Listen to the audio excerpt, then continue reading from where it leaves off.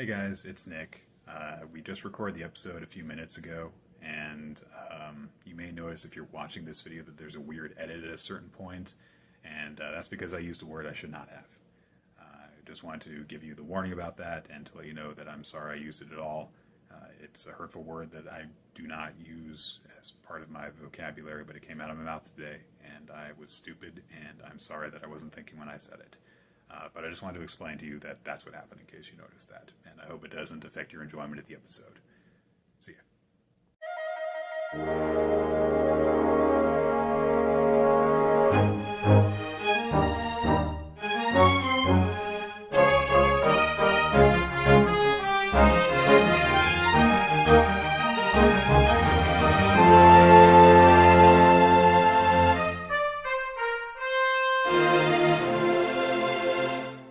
Hello, everyone, and welcome to Weekly Manga Recap here on May 19th of 2021.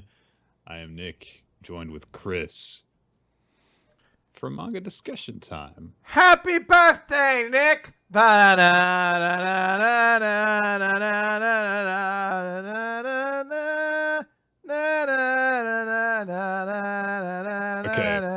very confused because you said happy birthday. Yeah. And then you started doing Old Lang Syne. I think the old happy birthday song's still trademarked. It's not, you say. Oh, well. I just thought every song could be improved by adding Old Lang Syne to it. I mean, you can also wish me happy birthday, but it's not my birthday. It's not your birthday, Nick. No. But it's the collective we's birthday. Oh, okay. It's 10 years, Nick! Yeah, it took me a bit to figure out what you're talking about. Don't tell anyone that I'm bad at remembering dates. It is not exactly 10 years, but this is, I guess, the first episode after we passed 10 years of doing weekly manga recap. And Nick, can you imagine yourself as a spry 22-year-old young whippersnapper being asked, like, hey, why don't we just... Well, let me get my Chris voice at the time. What, Nick? Why don't we just start doing the podcast? Yeah, and as I remember it, I was just immediately like, yeah, okay. I don't think it was a very complicated discussion to get things going at all. No, so. I believe we used to talk regularly in calls, and we used to just talk about every chapter that came out anyway of, like, you know, One Piece, Naruto, Bleach, and it was just a sense of, like, why don't we just do a podcast? Like, we might as well at this point. We already do it, and at the time, there weren't a ton of manga podcasts out there, and 10 years later, we're still doing it, still kicking.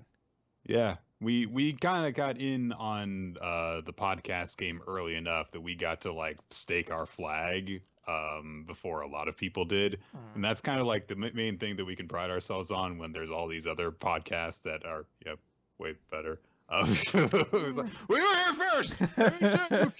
Back in my day, there weren't 50 podcasts on every given topic and under the sun. The moment a new TV show comes out and there's like 7 watch-along podcasts with it, you're just like, you don't even know if it's good. It could suck. And you're dedicating yourself to this? Yeah, exactly. I will just say, I posted something on Twitter about it. I've been very thankful for this because I tend to evaluate my life in, like, chunks. So, like, when I was in grade school, that was the thing. I was like, this is the longest thing I've ever done in my life. And then you go to high school and you're like, this is like half as long as that. But I was in the state. It was like a moment where I was like, okay, I've been at the state for 9 years. That's longer than I was ever in, like, any, like, area of school for one time. And now this is the moment where I was like, this is the longest thing I've had. That's not like, you know, family members or stuff like that. Like the longest constant, essentially, in my life at this point. So yeah, it's crazy. And on a sincere note, I think that us doing this show together has, like, deepened and strengthened our friendship. I'm very glad to have had it in my life for this long. It's helped me to learn about different things and learn to be a better person. And to get off of the sincere note has also let me know just how perverted our fans can be. But we love each and every one of you. Yes. And we're glad to have you as our wonderful community. Thank you for sticking with us for however long you have. We've had some people chime in recently, like on Twitter and stuff like that, letting us know, oh, wow, yeah, I started listening to you guys, as far back as like 9 years ago, as recently as just a couple months ago. And all of it means a lot to us to have you guys along for the ride. And we had a great little celebration with a few people we played Gartic Phone with on this past weekend. Thanks, guys, for making me laugh during that. And yeah, I could honestly, to be fully honest with you, dude, like I didn't like imagine this going for as long as 10 years, but at the same time, back then, if you had said it would happen for 10 years, I'd be like, yeah, I could see that happening. And I could see it going on for another 10 years at this point. I don't know if it will, but I could definitely see it happening. Yeah, I don't want to, knock on wood or anything like that. But I will say that I think listening to the podcast and thinking about the podcast in the scope of 10 years is crazy because it went from being one thing to at one point being something. And I think I've talked to you about it before where I was just like, there was a period of time where just hated doing the podcast, not because I hated the podcast or anything like that, but just was in a low place in my life. Mm-hmm. And how often the podcast ended up completely changing things around for me. Like there's episodes, I guarantee you could find them out there. They're not hidden where like the podcast starts and you're like, hey, I'm here with Chris. And I'm like, whatever. and then by the end of it, we're making, fart jokes about Toriko or whatever. So, yeah, I don't like to think of the notion of like, oh, my life would be drastically different without this or something like that. Or I wonder what I'd be like without it. But it's something that I could definitely, in retrospect, be like, I'm very thankful for it and for you. Yeah. Thanks, dude. I'm thankful for you too. Yes. And I also, right. I also real quick, I do want to say, because a bunch of people in our Discord were posting their thoughts on the show. And I didn't say anything in the chat room because I wanted to state here. I've been very thankful and feeling very blessed to read all your very, very, very nice comments about it. It has been an exceptionally nice thing to see, and you all are extremely awesome people. We should do like the equivalent of like a heart thing, but in like a weeb way. So I think that the best way to do that is like if we just do like ninjutsu Naruto signs or something like that. That's like our heart. Yeah. That's our like we heart you thing. Yeah. So you notice the one hand doesn't even move. It's just this over and over again for me. Like I'm like, yeah, this is all the ninja signs, right? There are people out there who have like memorized that. I'm like, how? I see a lot on Discord, people being like, yeah, this is the horse sign, and then this is the cat sign. I'm like, how the fuck do you know? How do you, like, I'm sure there was some fucking logbook somewhere or whatever, but how do you really know? Okay. We, once again, have manga to talk about. Yes. And guys, if you can believe it, there's a One Piece chapter in this episode. So... let's get into it. We got a good lineup of manga to talk about this week. We got My Hero Academia. Yep. Number 312, Hired Gun. Featuring the hired gun, Lady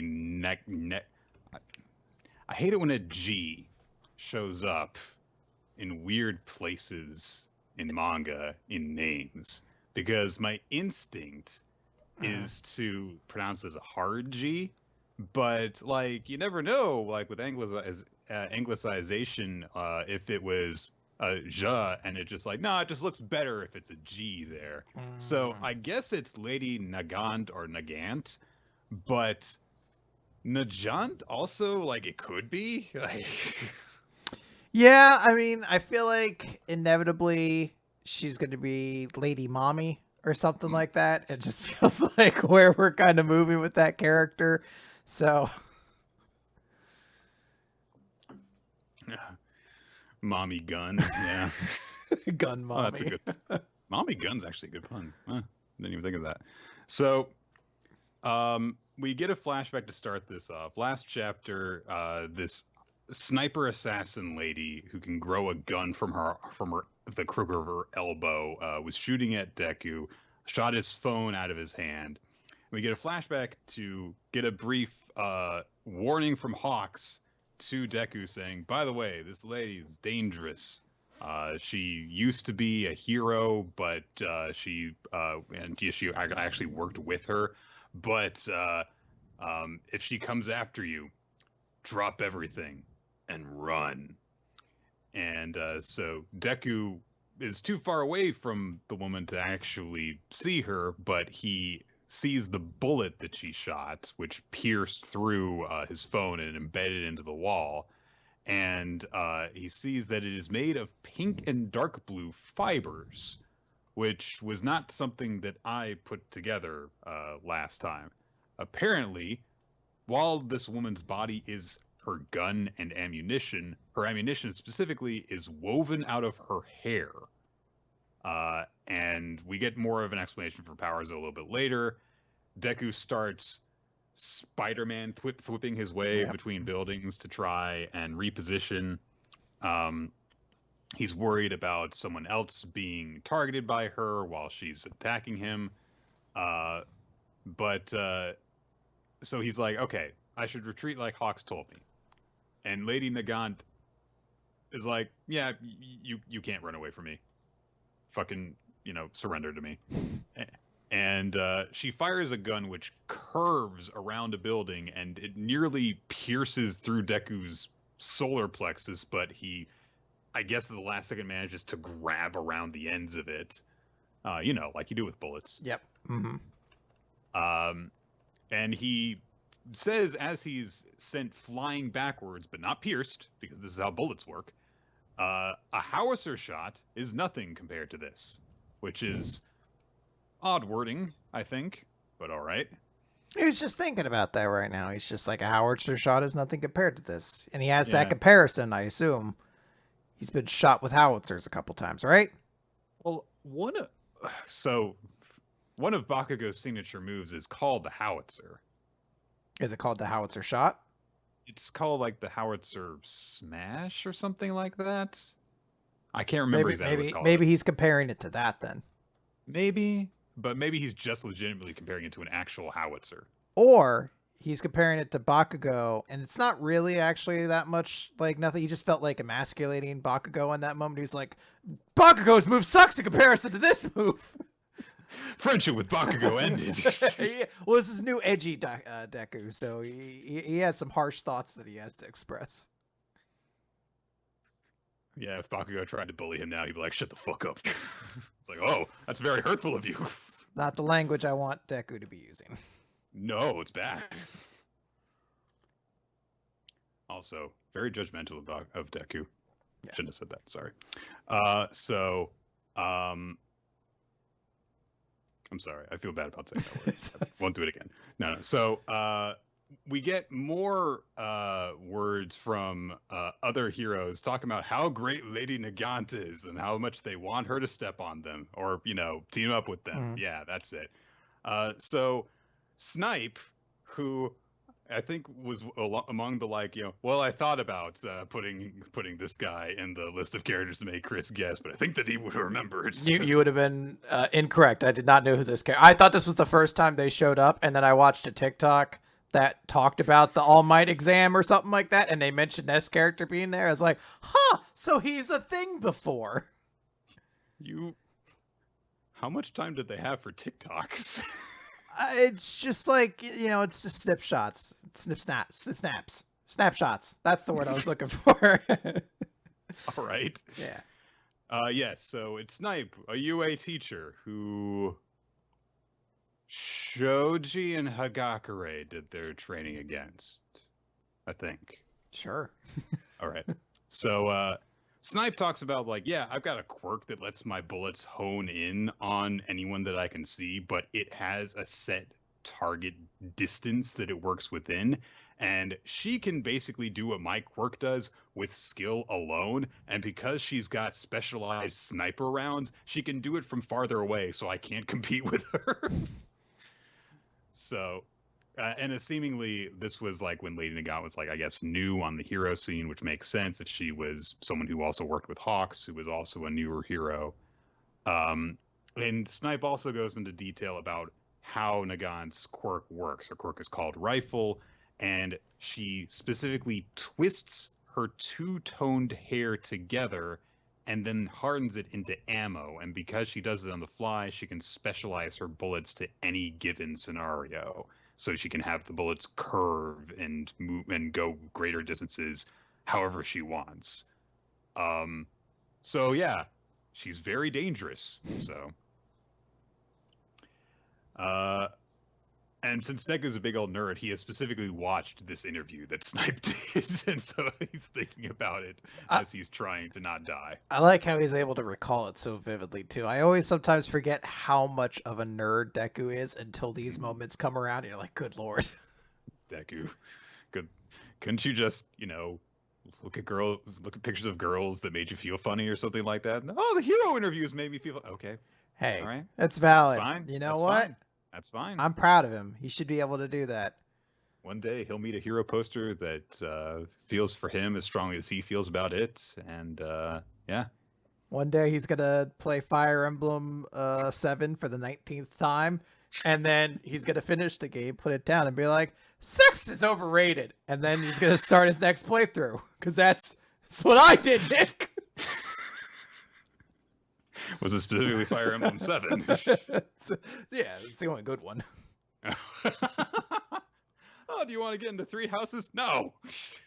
Why, when I have a perfectly good Fire Emblem 7 sitting over there that I've never beaten on Hector Hard mode? Come on, god damn it. I want to be able to play the game the same way every single time. There's difficulty spikes. There's levels to it, and also stupid support conversations I haven't unlocked yet. Fire Emblem games are very complicated, actually. So I sometimes think about how there was programmed into it the idea that to get certain supports you need to have characters next to each other, but some characters had to be next to each other for like 300 turns. Yeah. You're like, so there's no way I would ever do this except by finishing the map, not claiming the throne, and then just spamming end turns with these two fucking random ass characters standing next to each other. They're like, yeah, it's how this works. What aren't you getting? I've been doing this for 3 hours straight, and they're support level C. Yeah. Great. Ooh, the +1s. Renault, do you want to talk to fucking Nino yet? No? All right. I guess I'll go back to the Coliseum. So, Deku realizes that he can't. Lucky at this point that he has his danger sense working for him, and he decides that if he can't run away, he's got to approach her and attack close distance. Lady Gon is kind of upset that Deku has managed to not get killed after she's fired at him twice. Overhaul, slumped in the corner behind her, starts talking about the boss, the Shie Hasaikai boss, and wanted to get to him, which I believe that last we saw he was comatose, but I thought that he might have been dead, but I guess he's just comatose. Yeah, he was comatose during the arc. I don't think they ever established he died. So anyway, Nagant's like, yeah, talking to yourself about your whole character arc thing, blah blah blah blah blah. She kind of is like, okay, stay hidden. The target is coming this way, so don't let him see you. And then she thinks, maybe I should have ditched you after all. Flashback. And All For One, approached Nagant and was like, I have a request for you specifically. And Nagant, of course, was like, why do I have to do something? You're just breaking everyone else out to just go do shit. Why don't we do a Bane voice for him? I think we might have at one point. It's just he has the mask and everything. It feels like it would be very appropriate. Yeah. You know what's topical, Nick? In 2021. Yeah, the Bane impersonation from a 6-year-old movie. Hey, if the Harley Quinn cartoon did it for its entire run, then why not? There you go. Yeah. So Nagant points out, well, why the heck should I do this thing special? You just said that I had to go wild, so why do I get a homework assignment? Oh, you killed a fellow hero. to seek the downfall of hero society, but your dream will never be realized as long as that boy is around.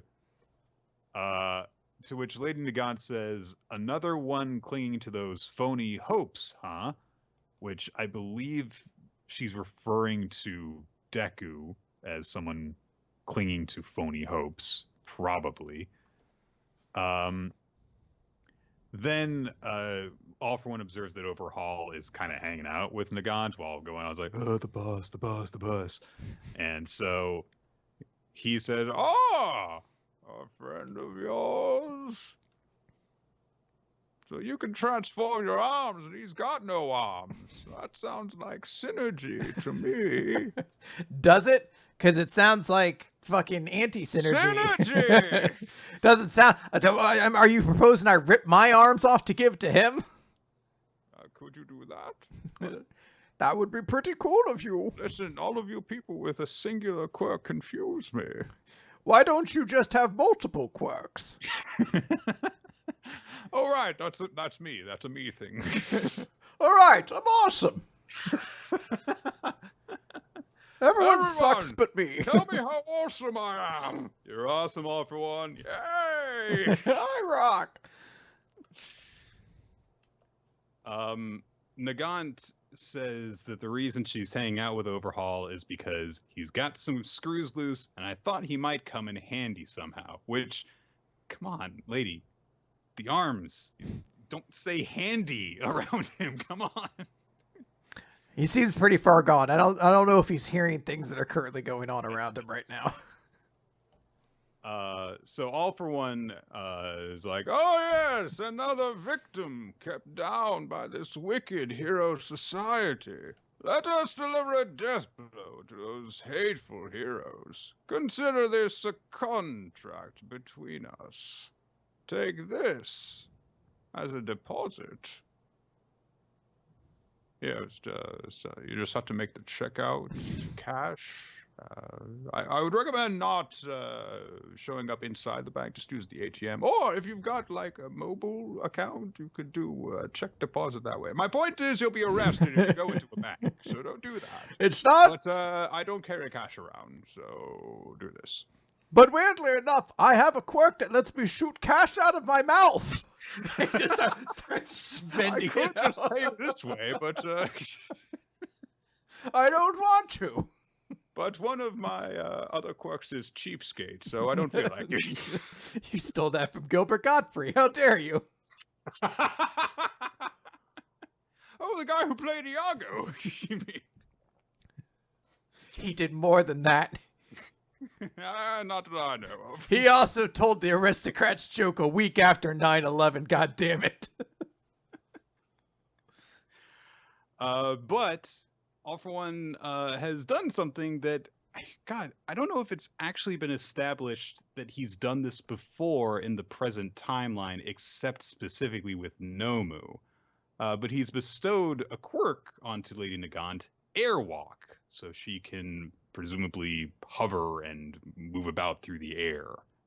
That's where we end the chapter, so we don't get to see how this other quirk works just yet. Shigaraki too, right? That's how he got all the quirks starting to Shigaraki. Right, too. Yes, in the same way as the Nomu stuff worked. Oh, people are saying they did it for 9. Nick, come on. Movie characters too. A mistake. Fine. I'll do a much more accurate blanket statement. We haven't seen All For One do this in the present timeline personally. He's just done it through all of the lab work stuff. So, okay. Well, there you go. 9. So, come on, he was on your list. I can't even say he doesn't count. Back into a corner. So, to this chapter, I will say it was fun. I'm honestly, I was a little surprised. I thought the reception to this character would be way hornier than it is, but I think I also don't follow the places and go to them where that happens. I expected our Discord to be all over the place with it, but I don't go to our Not Safe for Work channel. So that just could be nothing but fucking lady mommy spoiler pictures right now. So I think it partially has to do with the way that she's been portrayed thus far. Like, My Hero in general tends to be a little bit more, hey, we'll make, our female characters out to look cool. That's not like, there's no fan service to be had, but like even, everyone's favorite bunny girl, Mirko, is like, hey, she kicks a lot of ass. It's just that people are also like, and I want her to step on me, Yeah, she might also be right now in the quite literal shadow of Vampire Mommy still. People only have so much horny to give. Yeah, and everyone's because it kind of like horniness like gives you tunnel vision. Yeah. So it's like, I can't think about anything else. That's why people were horny for Bowsette. That was it. Yeah. Wow, that was a real time capsule of a moment. Yeah, and then like 2 months later, it's like, I mean, maybe you see a bit of her occasionally, but not nearly as much as the freaking flood that came out. So yeah. Actually, though, for the chapter, I think Lady Dagant seems like a pretty cool character. I certainly think this is a good chapter to build her up. I'm still kind of waiting. I shouldn't say this like expectantly, because this is, I think, the first time he's shown back up since the prison break, but I am kind of waiting to find out what the point of Overhaul still being alive is going to end up being, so I'm curious about that. But it's a cool little action sequence here. Yeah, it does definitely make you wonder, like, what the hell are they even gonna do with this guy? He doesn't have his quirk anymore because it's channeled through his hands, which he doesn't have, and B, he's definitely not himself currently. So he doesn't have all of the mental faculties that also made him dangerous at the time. So what do you do with him? Wow. But I do really like the, building up this, villain that Deku's got to take on that took place in this chapter, making out the point of like, hey, she was this impressive before, and now she's got this other quirk. So what the hell is he going to have to do to take her out? Yeah. So. All right. Well, we're going to move right along, guys, and we are shifting up the...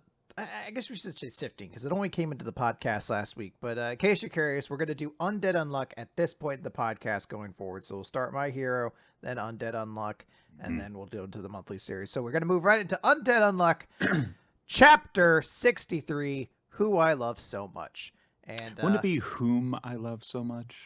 No, because of Untruth.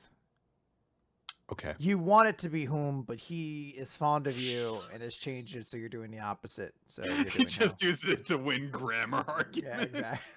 No, I'm sure that I is before E, except after C is no, I'm not. It's E before I. Okay, yeah, you win. You didn't make a mistake. My mistake, Shen. Yeah, if I had Untruth, that's all I'd use it for is petty bull. I guess also dropping a family member off a cliff. That you have to have like a tragic way to discover it, but then after that, it's just pettiness.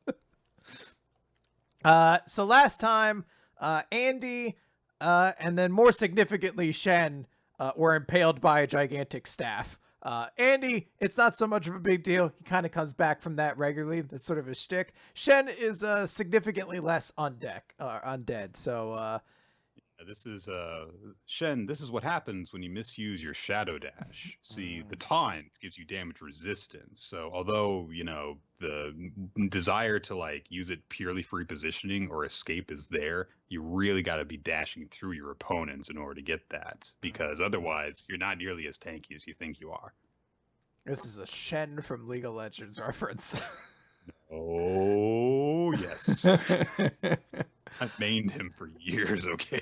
Do you still play it? Oh. Okay, I was gonna say. I'm on one of my. This is like the third of my I haven't played League in 2 or 3 years breaks that I've taken from the game. So.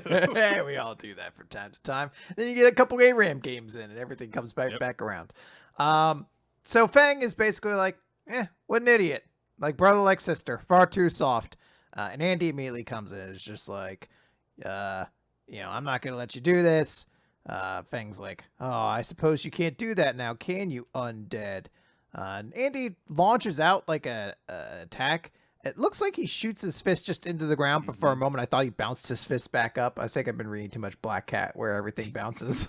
And they just seem to they have a little exchange, and Fang just catches the bullet. He stops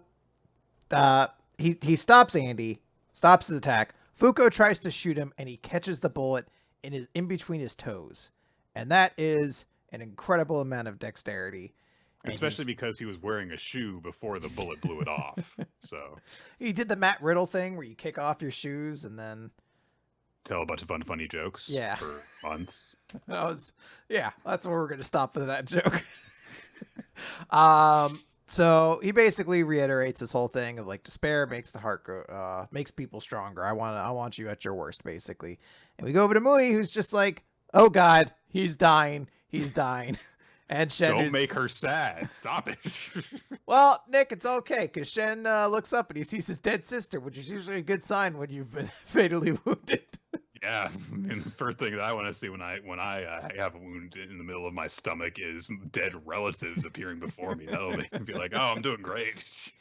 Immediately, Shen's just like, are you an illusion? She's like, I don't know. Good to see you, though.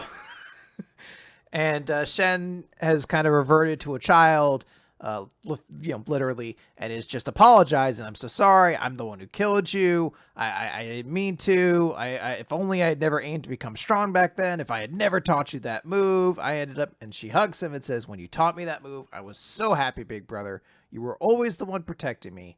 And I figured with that, you wouldn't have to live your life solely for me anymore.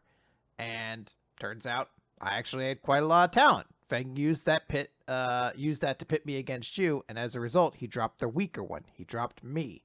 And then that was the moment when you became a negator, right? So kind of affirming what we already kind of had an idea about, that every negator seems to get... Yeah. Shen didn't drop her. He accidentally forced her to let go. Yeah. Shen just, I wanted to apologize. I'm sorry I left you alone. And she's just like, no, you know what? You can't come with me right now. Because you know what? You still have people you need to protect, especially her.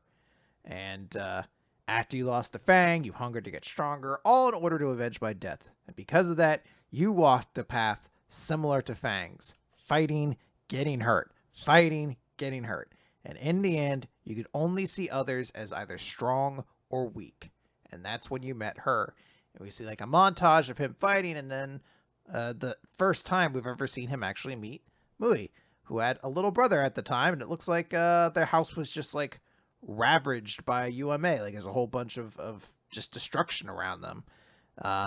He says at first you simply couldn't abandon them because they mirrored us so much, and then immediately the brother dies. Like it's like the next panel of like, aw.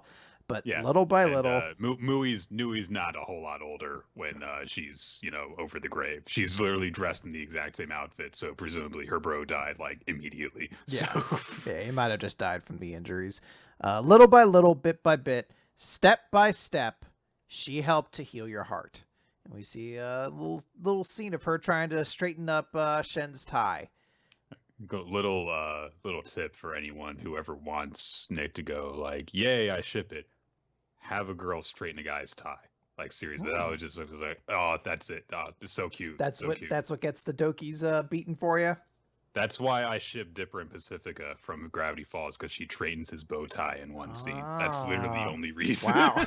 All right, now we learned something about Nick. His sister starts teasing him. She's like, do you like Mui? What's it like to be in love? And Shen... It's very little sister. That's Nice. Yeah. And Shen is fucking a tough guy. He's like, I don't deserve to be in love. Besides, I'm already dead. He likes her. Yeah. He likes her. And she's like, nope, because you need to live and be happy for yourself and for me. Just like you always wish for my happiness, I'm wishing for yours too. And there's still a way left, so that means you can't give up. And sure, she starts a ghost of Crispus Presiding away from the scene. Truth is, I'd love to live with you again right this second, big brother, but I'll have to wait a little bit longer. So keep on being kind and cool. Keep being the big brother who I love so much. Aw. And then Shen's like, blood! Still have my gut. Still have all my intestines ripped out. And then he looks over to Mui and he says, Mui, could you be a deer and kill me, please? So, I'm not sure exactly. So, I'm assuming that he's planning to somehow use his untruth to turn her trying to kill him into her saving his life. I presume. But there was also part of me that was just like, No, I really want to die. Kill me, please. I want to go back and hang out with my sister. I was in horrible agony there. This is a great chapter. Yeah, I think so.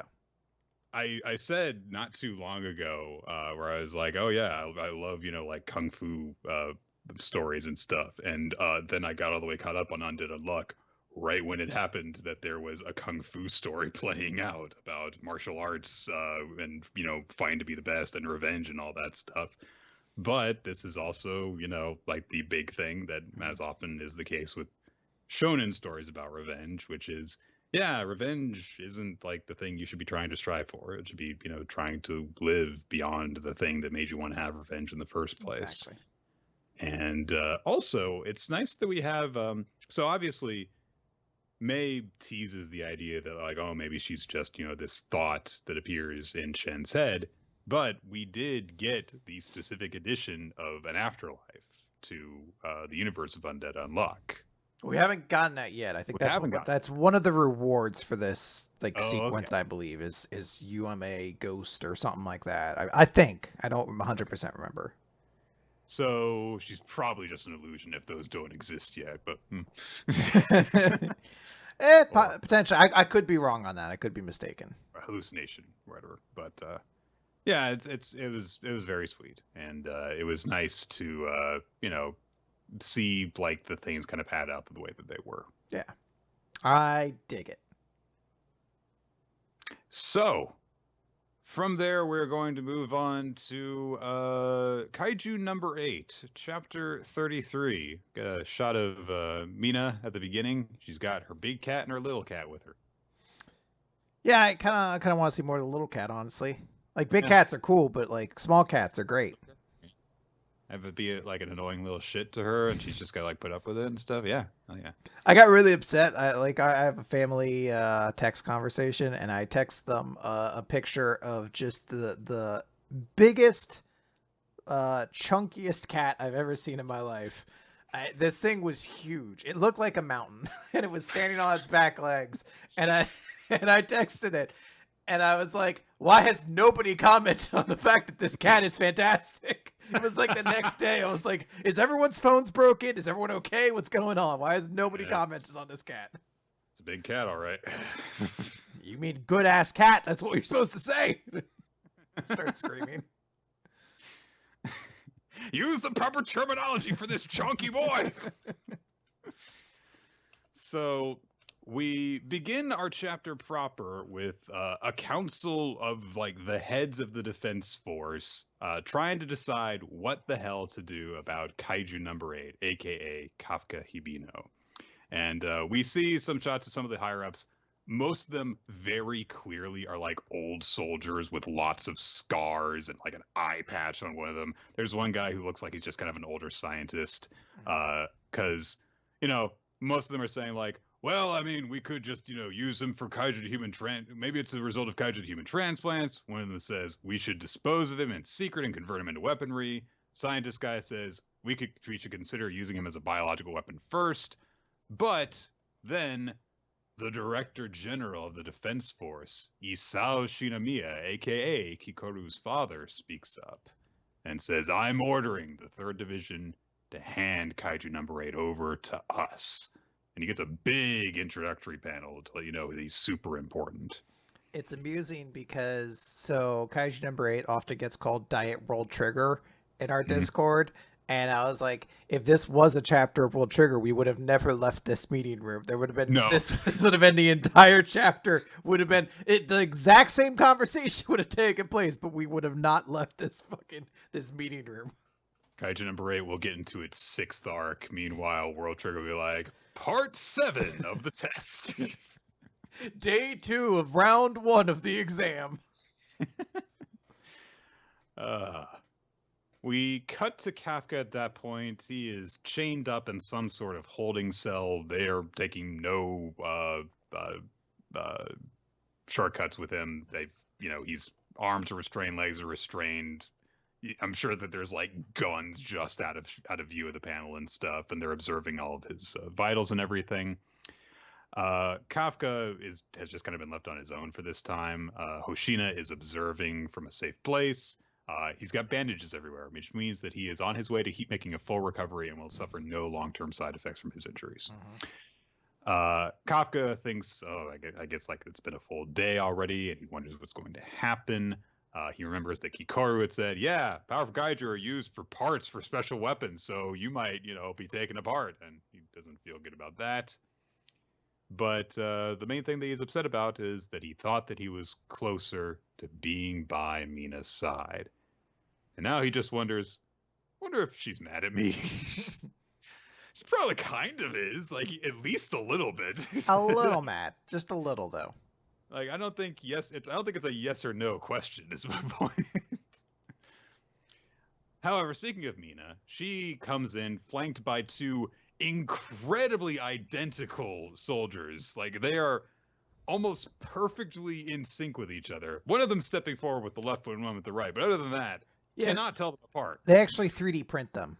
Straight out of that, they just 3D print them straight out of a room right into war. They're not actually real soldiers. Occasionally, Mina just likes to feel important, so she's like, "Can I just get like someone to walk beside me?" Oh, she has like those things you see on the boardwalk where it's like a person and a mannequin like poles, and like there's puppets on the other side that mirror the movements. Yeah. But somehow like the poles got crossed. That's why one of them is not in step with her. God damn it! She just gets angry. She just rips the whole thing apart. She's like, "Fuck it! It doesn't even matter. I didn't want it for a birthday present." This is why I have a tiger instead.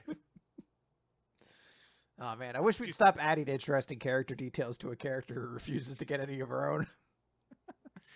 Mina says to Kafka that he is being transferred to HQ facility. He tries to talk with her, but she immediately turns away and just leads him out while they're being escorted down the hallway.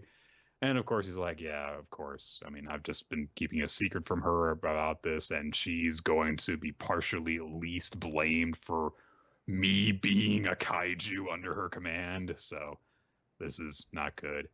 But then when they get outside, he sees that like the entire 3rd Division is out there. They're all wearing masks and they're all armed.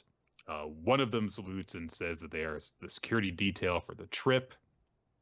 And Kafka feels ashamed because he's like, I can't look anyone here in the eyes. And I've wound up betraying Ichikawa's trust because he was looking out for me. And now that I blew my cover anyway, I'm sure he can't forgive me for that. And so he just quietly apologized, like, I'm sorry, this is it. This is the end. And Mina's leading him into a truck. Before he can step inside, Ichikawa gets his attention saying, "Sir, I have faith that you'll come back." And Kafka's like, what? And then the doors close. So he doesn't have time to really reply. So he starts to say Ichikawa's name, but Mina starts speaking and she says, Ichikawa. He's going to get 50 push-ups for his outburst. When you dashed in to save the base without a moment's hesitation, I was shocked to see you as a kaiju, but I also thought, this is such a Kafka move. We have testimony and footage to vouch for you. If we can prove that you're human, there's a chance you can escape disposal. We're also going to report all of your deeds as an officer as well. In the 3rd Division, not a single person considers you a kaiju threat. And then she, starts going more into official mode. She's like, all right, based on Article 13 of the regulations, we're transferring you to ensure safety. But Kafka interrupts her and starts to tear up. He's like, can I still strive for your place by your side? I mean, it's like, okay, come on, dude. Like, you're going to die. Like, can you chill with that? But her face softens a tiny amount. Like, her eyes are drawn differently, is what I should say. Like, that's basically it. But she says, sure, I'll be waiting. And then he does start to cry.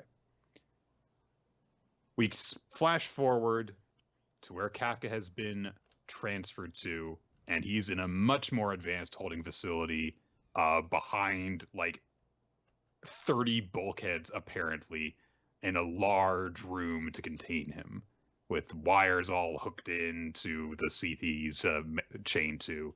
But now he's got a much more determined expression on his face as we get the title for Episode 4, Kaiju number 8, captured. So, it seems that we're going to get a bit of a Measure of a Man kind of saga going on for the next little stretch of this series. So, Yep. we'll see how that goes. Wanted to like this chapter more. I really just find Mina to be a little bit not interesting. Like, I feel like I would have loved this scene 100 times more if it was Hoshina, because I was like, I really like Hoshina and Hoshina's relationship with Kafka, whereas these two, it feels a little bit too much like Mashiro and whatever the female protagonist's name was in Bakugan, where I'm like, I'm told you guys have great, yeah, I've told you guys have great chemistry together. I've yet to see it though. It is, their relationship is unfortunately a lot more informed than what we see on the page. And I know that that's for a multitude of reasons. One is to keep Mina, as like the distant goal to strive towards. One is to just, I'm sure, make her just be like the mysterious, compelling, overpowered hero character. But it is a bit of an odd relationship to give that character, because like a lot of times, that character is like, a mentor character. Like, hey, here's this person who has this teacher relationship with our main character, and they don't really know a lot about them, but we know that they're somehow powerful beyond all measure. You see that, of course, like modern example right now is Jujutsu Kaisen does that. But the fact that they're childhood friends and probably love interests as well, it does strike a very odd dynamic to give to that manner of character. So because like one of the reasons that type of character seems so distant and mysterious is because of the distance of the relationship between how the main character perceives them and how they really are, which if you've grown up with this person, how is that the case? So, just one of those things. It's a moment that I'm like, I would have liked this moment to feel stronger if there had been a character that I liked more being on the other end of it, Yeah, I'm still at the point where it's like, I can't really determine how to feel about Mina because we don't know enough about her. So I definitely see where you're coming from. So, but I am interested to see where this is going to go. We're going to get courtroom scenes? Ooh. Oh boy. I'm legit excited if we get those. So. All right.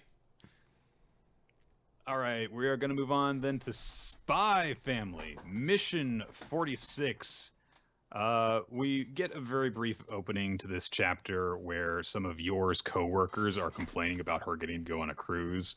One of them does bring up the idea that they think that she was selected for this because the VIP has a kid, and because she's a mom, that's why she was chosen, which is a pretty good cover story to go with, at least.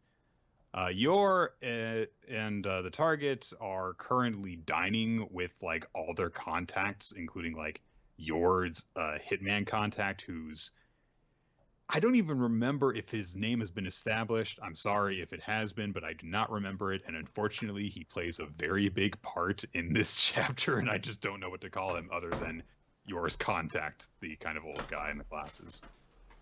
What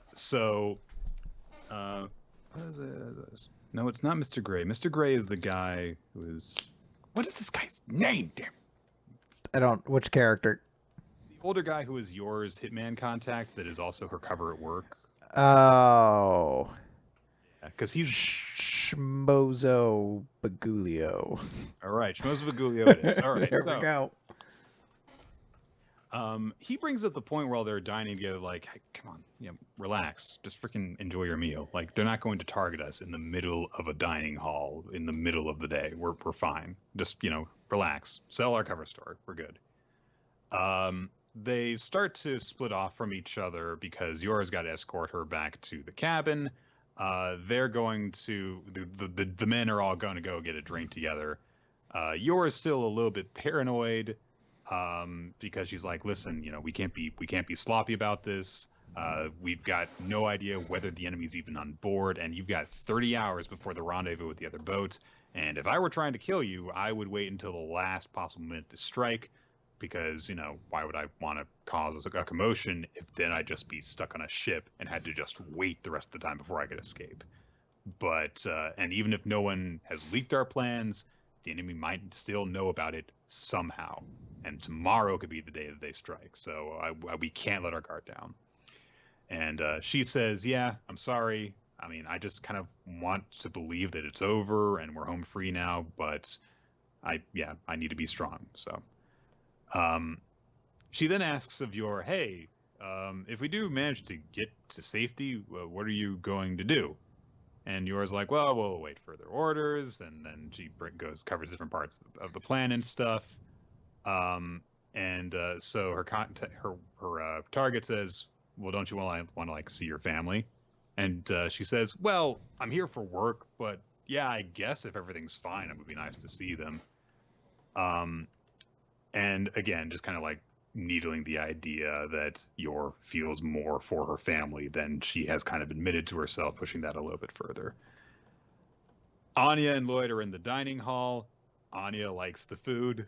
Good for her. It's a buffet, kid. Yeah, I don't know why Lloyd has to be like, "Well, you're gonna fucking don't overreach just because it's buffet." Like that's all it's for. You don't go to a buffet, pay $12 and eat 2 plates. Like, no, come on, you're just losing to the system at that point. Yeah, there's a certain amount you've got to eat just to break even, and she is a child, so she's got to work extra hard on this. And the food's generally not that great. Not gonna lie. Now, granted, I'm a trash person, so I've only been to trash buffets, but, you know. And Erie Gray's bringing up a very good point. What the fuck is she even eating? It looks like onion rings, sausages, and chicken nuggets, maybe? You know what? That's actually a pretty good plate. Not gonna lie. She got all the good stuff. Not bad. Yeah, she got vegetables, kind of. Yeah. Onion rings, come on. Chicken nuggets. Mr. McMahon. Oh no, is the name of Yor's contact, or at least his cover name. So, Yor! Show off the legs! Yeah. He, You told a joke once. How about we make it so instead of fighting crime, you fall into pies? What if you fell into a pool? It's the hardest thing a woman can do. Also the funniest. Both. It's both. So, he spots that there is someone trailing them, so he makes up an excuse to go back to the bar, but really he's just doubling back so that he can grab the guy from behind and break his arm before he covers his mouth to shut him up. This guy is clearly a hitman. He draws a knife, on first instinct to try and kill McMahon. And Mr. McMahon says, answer each question with yes or no. Am I the most jacked 65-year-old man you've ever seen in your life? I thought you were in your 70s. Ah! Leap years don't count! And I've seen plenty of them. So he demands to know if he is a hitman. The guy refused to answer, so he breaks his other arm. So he's like, look, I'm going to give you 2 seconds to answer his question, and the next time you don't answer me, I'm going to break your leg. Are you a hitman? For Leonardo Harpoon, the guy nods. Are there other assassins besides you? Nod. How many are there in all? Oh, sorry, that wasn't a yes or no question. He literally says that. He's not fucking around with this dude. He demands to know how many members of this guy's team there are, and he says, we're not a team, and I have no idea how many there are. We're operating independently of each other because this is a race to see who can get the hit first, and an informant gave me a lead. That's why I was tailing you. And then he starts to kind of mock him, like, yeah, the guy said that it was in room 8053, and I guess the intel was right. Oh, my other leg, my last limb. That's all I needed. Well, at least he doesn't have any more limbs to break. Oh, no, where are you taking me? Oh, no, I can't swim with all my broken legs. So that guy's definitely dead, unless he... Yeah, you can swim with just your mouth. You just, blow really hard and go... just dolphin kick your way to freedom. So McMahon catches up with the group, but he grabs Mr. Gray, who is the person who is quote unquote Shotty's husband. And he immediately starts rushing off with him. And he's like, "Oh, I guess you need to go to the bathroom. Come on, let's go. So he warns them, like, look, there are people on board the ship, and they already know her cabin number and her alias. How is this possible? Who could it have leaked? All right. Did you have any contact with the outside world at all?" And he's like, "Well, no. I made one phone call 3 days ago to my parents." He's like, "You idiot." And he's like, "Well, I had to tell him I didn't say where we were going, but I had to say goodbye because I'm never going to see them again." And so McMahon just says, "What's done is done, and I don't have time to trace our enemy's footsteps." And he realizes, I was too lax to think that they wouldn't attack us tonight. They're not going to wait. They never had any intention of it. So the conditions of the protection job have been changed because it's not just one team or singular hitman coming after them. It is any number of them. So, and of course, at that moment, somebody knocks on Shady Gray's door, and Yor doesn't know who it could be. So. Bum, bum, bum. It's a good chapter. It's, we're slowly building into something.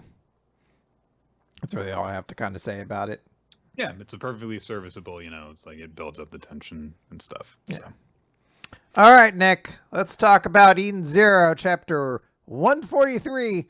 You didn't do anything to deserve this. Which I was trying to think of, like, when the hell is this line going to come up? And then when it did, I was like, all right, sure. So we pick up where we left off last time, where Shura has defeated Shiki in the most brilliant way possible by just throwing out the suggestion, you like friends, right? Well, what about if I'm your friend? And Shiki really actually doesn't know how to respond to it at first. He's like, "Your friend?" Shura's like, "Yeah, I've never made him like you. We could both be buds." He's like, "But you don't think robot lives are worth anything. I can't be friends with somebody like that." And he's can just see the gears turning in his head. He's like, I'm not going to fault Shiki too much for this because he does work his way through it and reach the correct conclusion. It's just like, wow, you really are like mentally 8, aren't you? He's developed to the point where, like, in this thought process, there was a road and it branched off, and one side said friend and the other side said, but he's a robot fascist. But he's a robo-racist. And he just wasn't sure. He's like, no, there's like a lane in the middle, because that's where he goes. Shura's just like, what? You can't be friends with somebody who has different values than you? We have the same goal, don't we? Let's beat Ziggy. And Shiki's like, if I agree to be your friend, will you stop this madness? He's like, well, if a friend's asking, I might consider it. Shiki actually like jumps down. He's like, okay, we promise you won't destroy the androids. And Shura's like, fucking stupid. No, like, we don't need robots if we're friends because we'll take over the entire cosmos together. Shiki's like, no, we do need them. I can be friends with someone who thinks differently, but I won't be friends with somebody who wants to kill all robots. So Shura's like, all right. And he sends a shit ton of robots after him. He's like, because as an evil person, I am also a hypocrite.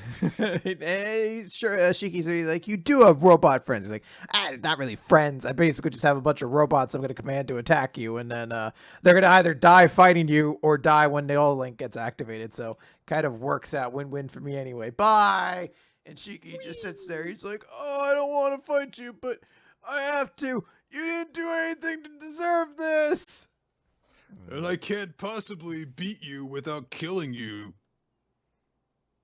It'd be pretty dope if he didn't figure out that he could do that and he just crushed them all with gravity and he's just like, what have I done? What have my spider powers done? We cut over to the Eden Zero. They're having their big space battle. Hey, bunch of stuff's happening. Boom. So there's a big impact on the ship. And like, what the heck? Is that enemy fire? No, somebody just tore through our armor. And Shura lands and just says, it's gravity. Gravity is the power of destruction. Which, I guess in a way you could I guess if I throw something in the air because of gravity, it's probably going to go back down and break, but I don't know if it's necessarily the power of destruction. Anyway, sure is there. Gravity is the power of attraction. Like he's Well, Nick, you tell that to Shura, and we're going to see how well that goes, because he does not seem to be a very tolerant person. He likes to explode people. True. So immediately, Witch is just like, wait, where's the Demon King? Oh, you mean Shiki? I dropped him off down there, and he's fighting a whole bunch of robots. What a hypocrite he is. And at least Tarmit's just like, look, I machine and human, friend is friend, foe is foe. Like, we're not. I was worried they were actually going to press the idea that the robots would be like, Shiki's fighting robots or something like that. And thankfully, they didn't do that. So Witch tries to activate their battle dresses, and Shura just launches them all across the side of the room. And he's just like, yeah, no, we're not going to be doing that.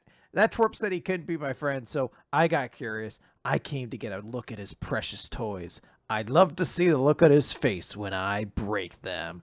Uh-oh, what's happening? Oh, I'm sure they'll be fine. He hasn't even tied them up all sexy yet, so. Well, Nick, that's not even the weakness of the robots, so why would he do that? If we did that, then it would just purely be for horn dog reasons, right? Yeah, and Hero would never do that. Never. So the rest of the group is in a funhouse hall of mirrors for some reason in this base. They're walking around. I thought they were still on the Eden Zero for a second, and I was like, "All right, they're not on the ship." They're in some level of the base. Rebecca's like, "Why are there so many mirrors in here?" Everyone's like, "This is weird. This place gives me the willies." And Homura stops because she's like, "Wait, I sense ether in this mirror." And then Pina's like, "Wait a minute, no, get away from it." And then like the reflection gets like an evil eye, and then she turns and slashes at Weiss, and Weiss is like, "Oi, what are you doing there?" And I don't know, someone just says Homura, I guess Pino, and I don't know who explains this, but somebody just says, "The mirror reflects your other self. Go on, set your dark side free." I believe it is the member of Shura's crew who is looking through the mirror. Okay. I'm guessing that is who is saying that, but I was confused as well for a minute. I thought maybe Pino had figured out what the mirror did, because otherwise, well, I don't know. I guess just JoJo logic. Something strange happened. Let's get away from it or whatever. But they're being attacked by the lady in the mirror, and she's gonna make everyone be evil. I'm a little bit disappointed specifically with the very ending of this chapter, because I feel like the reveal that Homura's, reflection, does a creepy on her before it takes her over could have been much, much more effective, because of the way like the panels are laid out, you kind of like your eyes are drawn to the action Homura takes before you actually see her looking into the mirror in the previous panel, because there are 8 panels on this one page. There's a lot of stuff crammed together. So my eyes kind of like drifted as I was going down the page directly to Homura slashing at Weiss. And I was like, oh, I guess the mirror is going to turn her evil. And then I looked left to see, oh, that's where her reflection changes. I think it would have been much more impactful if you had spaced things out differently in this chapter and dedicated more space to Homura's reflection going, and then you would have that oh shit moment before she actually attacks Weiss. But I'm making a recommendation that is not based on making a woman look sexy. So what am I doing here? Yeah. So I'm very amused at the notion that there is a random huge section of this base that's just covered in mirrors because one of the characters in this group has mirror-based powers. You think that like the janitorial staff hates this member of Shura's crew? Like, oh my god, I've got to polish these things because of our stupid bullshit, really, really, really specific ether gear. How the fuck there's some on the ceiling that are dirty? God damn it! People are stepping on them, breaking them. Apparently she needs 700 mirrors so she can get you from every angle. All people are licked here. All right. From there, we are going to move on to the Elusive Samurai, Chapter 16, Worried, 1334. Ooh, it's no longer 1333. So, It is winter in the Elusive Samurai. So Tokiyuki and friends come across Lake Suwa, which is now frozen over. And we get an explanation that it is now 6 months since the start of the series. So people are kind of like playing around on the ice. Shizuku does some ice fishing, which, like, all right, you do you. But we get narration that explains that the confusion around the country was in a lull, which is very odd wording to me. But essentially, like, it's not quite as chaotic as it has been or will be shortly. But Suo would not stay at peace forever. At that moment, Yorishige wakes up and he realizes, oh, it's happening again. I can't see the future. On our title page, we get a little bit of a breakdown of like who is and who is not aware of Tokiyuki's secret, which is, a nice little breakdown of like, here are the people in Suwa who do and do not know who Tokiyuki is, which is like, all right, that's that information. Also, he has the Triforce all over him. It's yes. So I won't get into it. What? I had the same reaction when I first saw like a Warlords. Is the Triforce real? It's not. It's this. No, Nick. I'm going to use Google to solve this question for myself. Warring. Where is real Triforce kept? Symbol of the Hojo. Okay. Can I buy Triforce? Oh man, if Ganondorf had access to a search engine. And Metallica. And Metallica. just throw that on the end of my searches. Can I buy Metallica? Can I buy? No, not their albums. All of it. I illegally steal those, obviously, on principle. Even though we're far past the point where anyone needs to do that, I still do it on principle for their stuff. Fuck you, Lars Ulrich. Yeah. So Make a fucking album better than goddamn Saint Anger. We'll talk. How about Death Magnetic? It's still not really worth. Yeah. Not the whole album now. All right. No. So we cut over to the Shinano governor's residence. Our governor boy says that he's acquired new land and he needs new fighters such as you. Speaking to a bald man whose face we don't really get a good look at, who is speaking to him. He seems to have like a blood stain on the back of his kimono, but it might just be the design on it. He also has a scar on his nose, and he says, I am no mere scoundrel. I have changed my ways and chosen to serve you in your rise to power, Sadamune-sama. I am perfect for fulfilling your command to gradually steal Suwa's territory. Stealing is what I live for.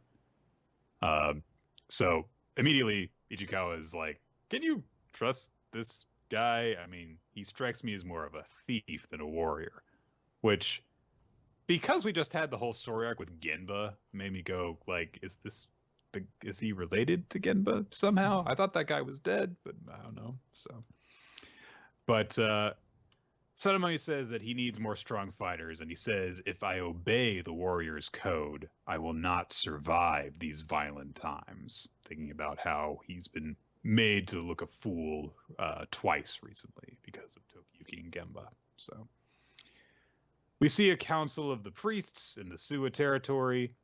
They're saying that Sadamune is making threatening moves, and so they need to send someone to investigate. So they say like the Imperial Court has given what was formerly Hojo territory to Sadamune, thereby making a pincer attack on Suwa from the north and west a possibility.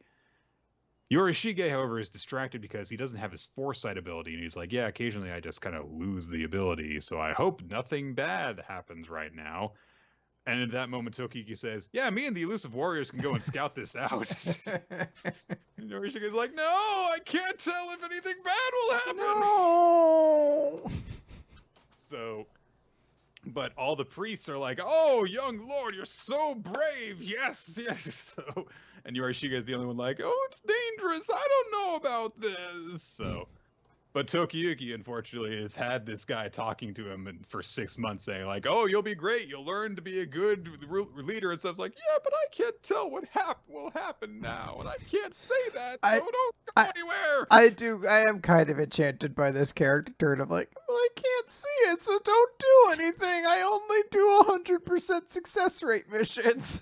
That's why I always play with cheat codes. I always get really, really upset if I attack with a 95% hit chance. Tackle never hits when it's a 95% hit chance. You know what? He makes up a good fucking point. Yeah. I hate attacking with tackle too. So, but everyone's like, "Oh, this is a great idea, though," you know. And I mean, Tokiyuki's perfect for this. Kojiro and Ayako have experience with reconnaissance, and Tokiyuki's so courteous, and that'll help put people at ease when he comes across them. Yeah, let them go, Yorishige. He's like, but bandits could kill him. It's just like, a bear could eat them. Just chomp right down. But Kojiro and Ayako are like, we'll fight off anyone who comes across us. They're pretty confident in themselves. And Tokiyuki's like, if anything bad happens, we can run away. And Yorishige's still like, no, you could eat a slug, get a parasite and die, or you might turn into a certain character who saw mermaids once and nearly died from a nosebleed. Sanji. That's the only thing I could think of. Yeah. I saw he suggested he would die of a nosebleed. But Tokiyuki's like, I don't get this. Like, you're always sending me on dangerous assignments. So they're just like, come on, like, can we just go? And Yorishige's still the only one objecting. And Tokiyuki's like, no, I'm going. So the elusive warriors go off to prepare. They don't think that they need to prepare too much. Genba's like, we should take more money. Then, however, as they're about to leave, Shizuku's bringing up the point of like, yeah, so the shrine can't afford a whole lot of rice right now. And then they happen to see that Yorishige has piled up a massive cart for them to take on their journey, just with like every feasible supply they could use on the trip. And they're just like, what the hell's wrong with you? And Yorishige's like, I want him to make sure that he doesn't starve to death on this trip that'll take like a week maybe. So he's not doing so good. Everyone changes into their winter wear, which is very similar to their summer wear, but they've got sleeves under their kimonos now. Yep. Couldn't really tell a whole lot. Yep. It's winter wear, Nick. It's very winter cool. wear. Remember, like how in My Hero Academia, it was everyone was like, "Look at how our costumes changed," and this is like, I mean, I haven't really gotten used to their costumes to this point, so I'll take your word for it that they changed. You want to know what fucks with me? Every so often, what's up? I forget.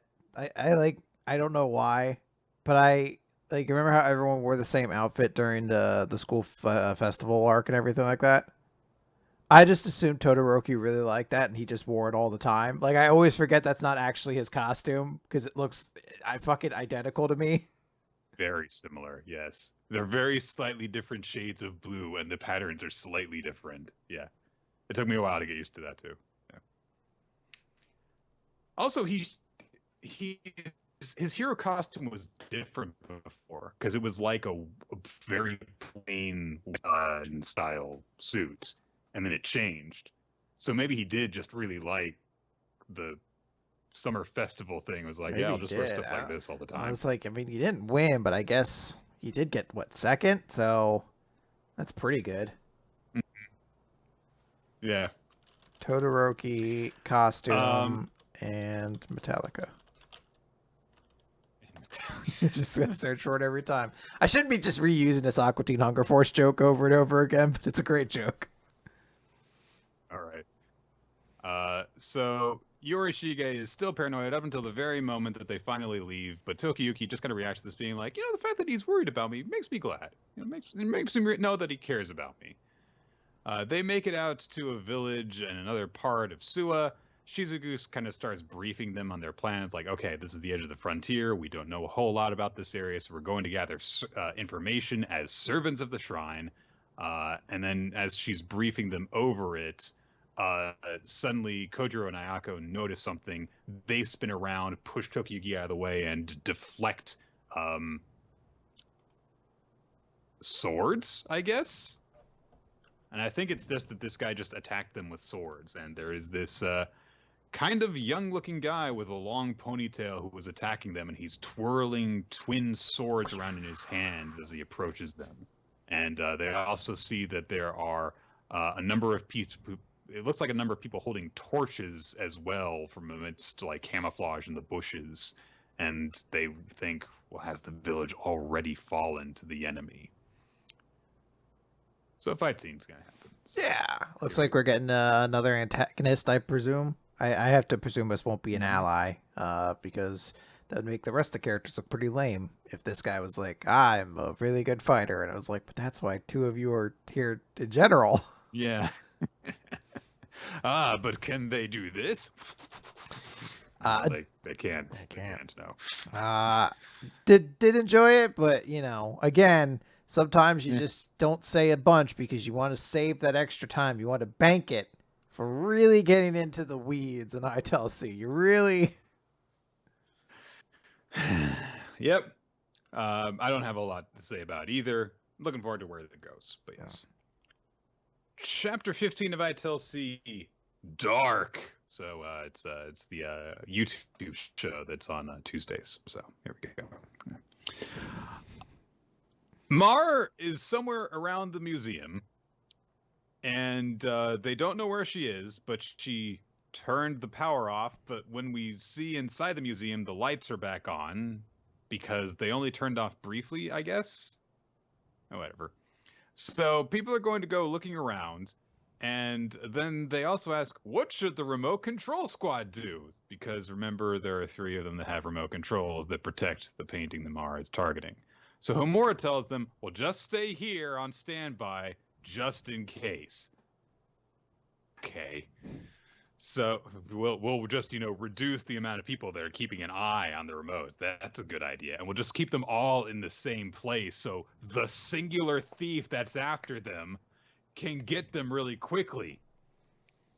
So... No, Nick. A lot of very intelligent police officers came together to put this plan together. It couldn't possibly be dumb.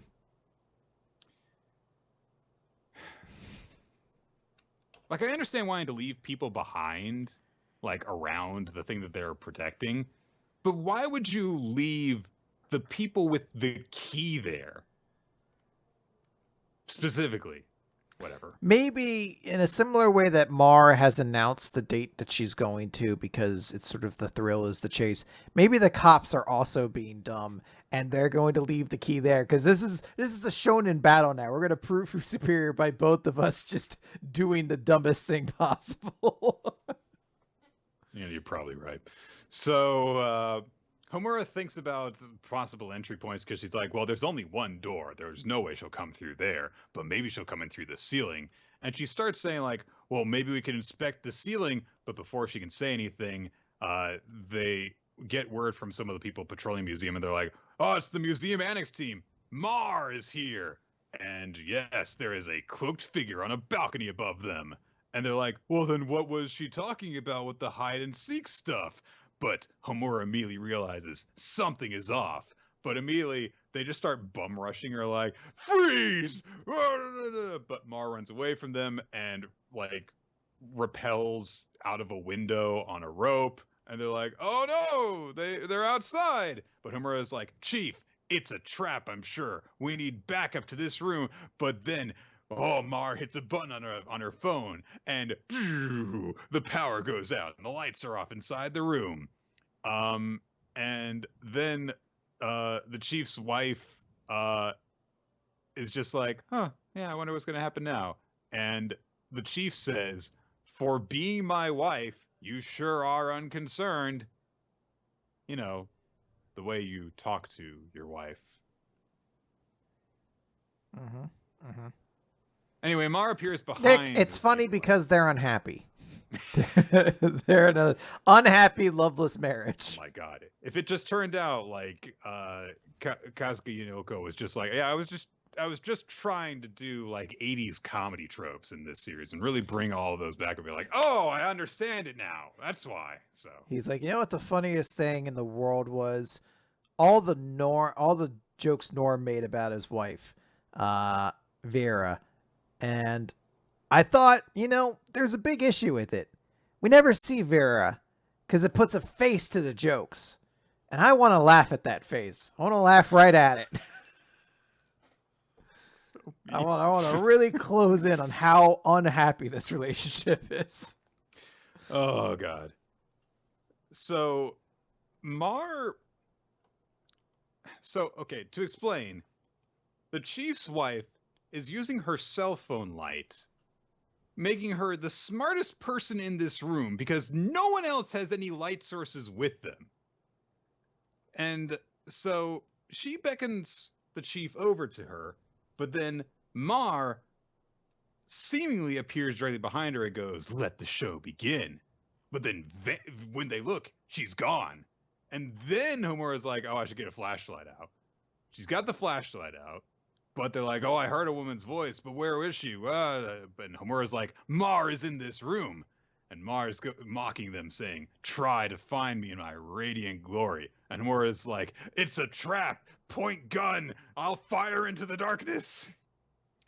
But Mar's not there. And she keeps on being like, "I am over here, over here, over here. If you don't do me the courtesy of finding me, the phantom thief Mar can't exist."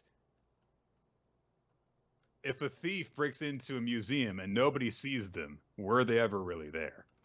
Yes, because the shit is gone. I was going to say that Pantene just exploded. That's Schrodinger's theft, I believe. Yeah, there we go. So Homura is scared, I guess, by this unarmed woman who doesn't actually want to hurt anyone. She just wants to steal a painting. So she's like, "Oh, everyone gather in the center." Which is a bad sign when we've established this character has the trait where they sometimes just fire their gun randomly. Yes. So Homura's like, "She's running all around us, but we still can't spot her. This feels so off. It's as if we're surrounded." And she gets this visual of like an entire chorus of Mars appearing behind her going, "Find me. I'm over here. I'm over here. I'm over here." And eventually a light comes on in the center of the room, in the center of the circle of people who have their backs to the center. And Mar is posing on a conveniently placed stool.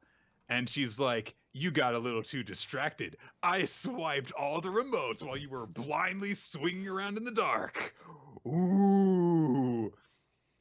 And then she opens up the painting, bounces off a guy's shoulder just cuz, lands on top of the safe where the painting is, and she goes, "Voila, opened." And then she's filled with holes because Homura shoots her. Homura shoots her. No. No. Why would she do that? So the chief's wife is like, "Oh wow, she's beautiful," because everyone but Homura is gay for this girl. But you know what? Okay, So Mar says, "Wait, get me from this angle," and the chief's wife is like, "I can take a picture." Yes, that's why she invited you. That is what she said. Homura says to Akiraka, "Come on," but then she's like, "She dropped voice recorders on the ground that all said, 'I'm over here.'" And Mar says, "You were all led astray by my beautiful voice. So the person you saw run away was a fake." All right. So there's a lot of like build up to this point of like Mar saying and doing all these things and being very taunting and everything like that. And I was like, you know what? That all kind of makes sense. She is, for all intents and purposes, a magician. She is trying to intentionally do things to distract people or create reasons to get them thinking so they're not actually focused on the things she wants them to do. She has now opened the box and is ready to leave.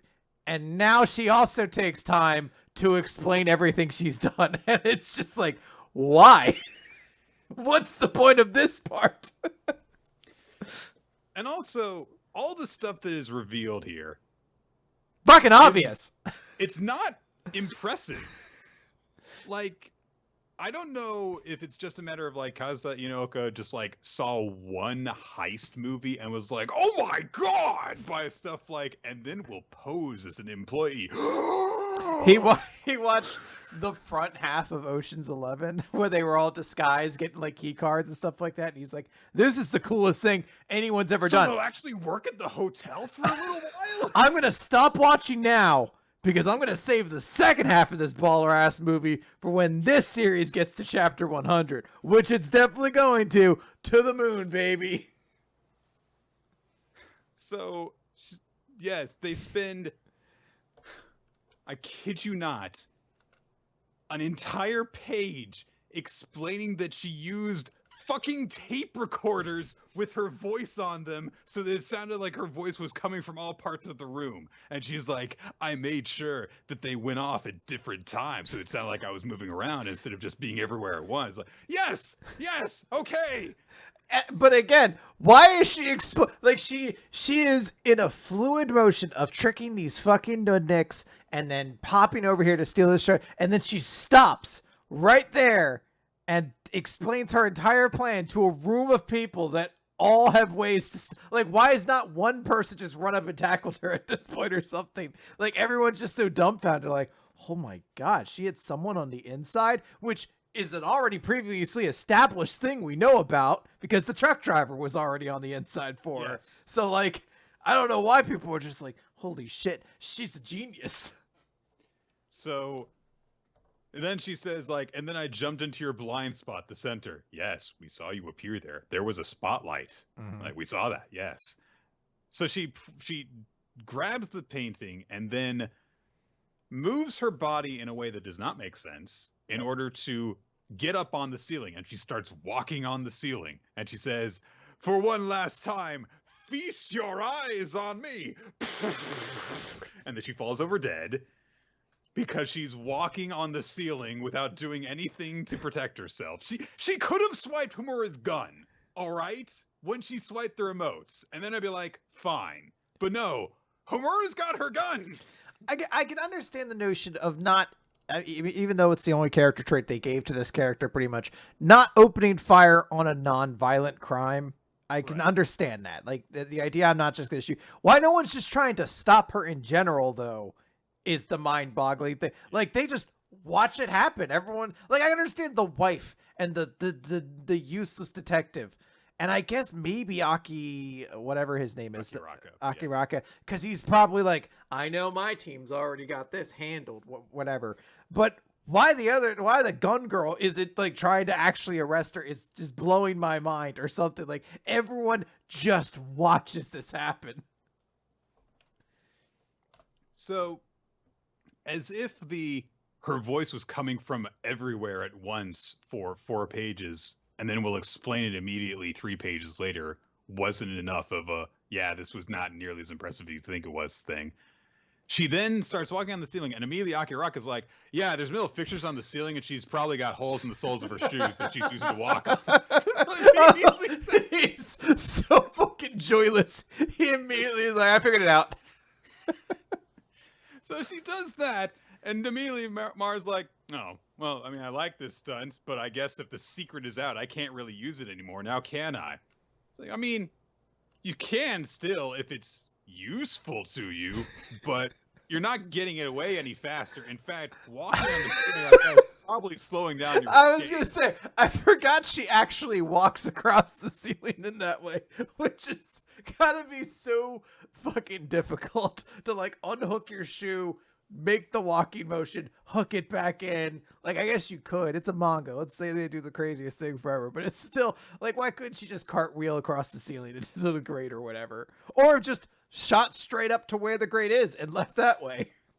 So finally, Homura points her gun and says, hey, hold it or I shoot. And you know she's going to shoot because she like turns her head so she's not looking directly at Mara while she's pointing the gun. Boom, boom, boom. So Mar sets off a flashbang, which probably should have just been like the one thing she would have needed to get in and grab everything and get the painting. And she escapes back through the vent. And immediately everyone's like on the Also, like, isn't this a big fucking letdown? She has all these elaborate tricks that she's acted like she's prepared and everything like that. And then the one moment right before she gets out, she's like, "Oh shit, I'll just throw a flashbang and blind everyone." I was like, "Oh, it's not really quite as romantic and magical as everything else you've done." Feast your eyes on my smoke and mirrors display as I dazzle and confound you. Oh, you've got a gun. Pocket sandwich.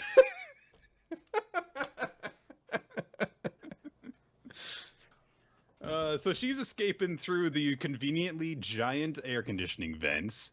And then we suddenly cut away to a phone that's saying, "Okay, you're up next. Come pick me up."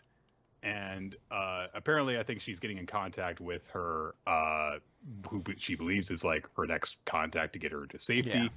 But we see that Ms. Aoi has received the text message from her spot on the roof, and she says, "I'm on my way now."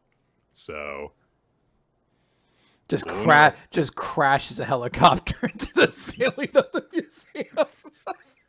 it seems that Ms. Aoi is one step ahead of this masterful, unbelievable heist plan that had the most basic ass tricks involved.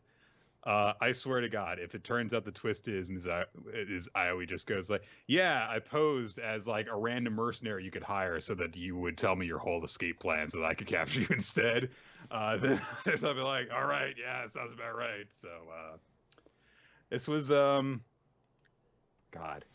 It's just dumb. Like, that's the only thing I can really say. It was just a very dumb chapter. But hey, we're probably not going to be getting too many of these, so we'll enjoy it.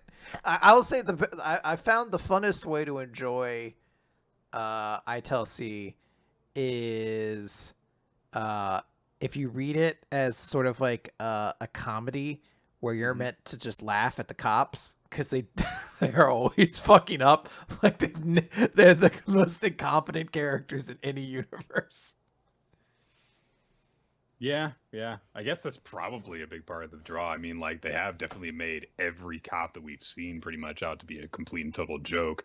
The only one who wasn't died horribly and tragically in his brother's arms. He wasn't a great cop either, though. No, I mean, in terms of, like, was not made out to be a complete and utter joke. Oh, okay, yeah. Well, no, wait, he had a comical thing, too. He loved sugar. Yeah, too silly. Damn. Too silly. He had to go. Yeah, that's why I had to die. His joke was too silly.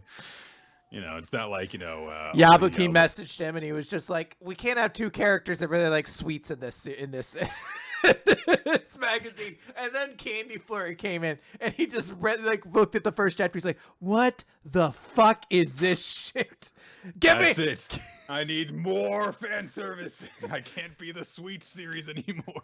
Get me Mr. Jump on the line." Like, "Gar, yes, what's going on there, Yabuki? I want to let you know right now, I'm going to put the fucking raunchiest fan service in there until you cancel any other fucking series that has people eating candy in it." Well, we do primarily sell to horny 12-year-olds, so, all right. Okay. Magu-chan, God of Destruction, Chapter 43, The Day of Extinguishing Light, featuring a child's wallpaper pattern. Yeah, so really cool designs. Interesting that it's the cover page, though. I would assume this is a pattern you use on like a sticker sheet or like I don't know, like a article of clothing or something like that. It's as a cover page. It's very interesting. Mm-hmm. And no human characters on it, but was it B? Was that his name? The Cerberus? Oh, BS.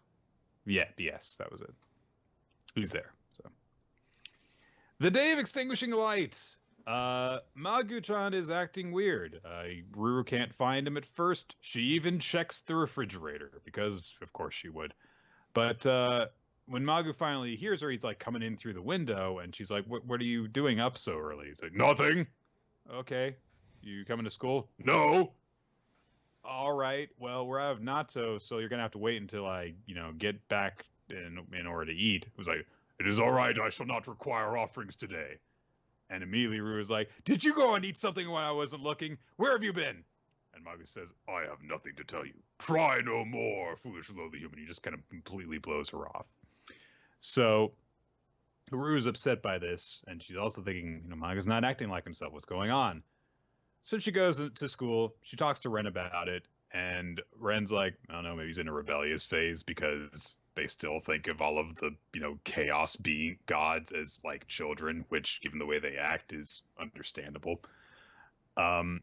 So they're just kind of like, being like, God, Ren basically says, hey, don't worry about it. You're a third year. You shouldn't have to worry about child rearing. Besides, he's always been a rebellious, evil god. So, I mean, when you put it that way. But he does bring up that he did see Magu, apparently, or rather, he says, I think that he was at my place because Neputsuku was complaining about him when I got home. So they're wondering what the hell is going on. And Ruru catches up with her friends and says, yeah, he was at my house recently too. So they established like, yeah, he got like some paper stuff and like party poppers. So maybe there's some sort of like ceremony that they're trying to conduct. Eventually Izuma overhears this, but he says, I can't say anything, because he's like that. Mm-hmm.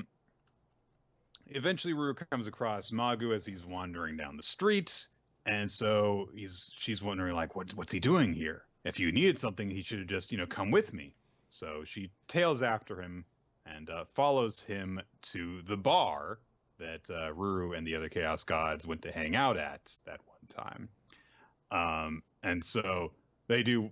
She wonders briefly, like if Magu is somehow getting into.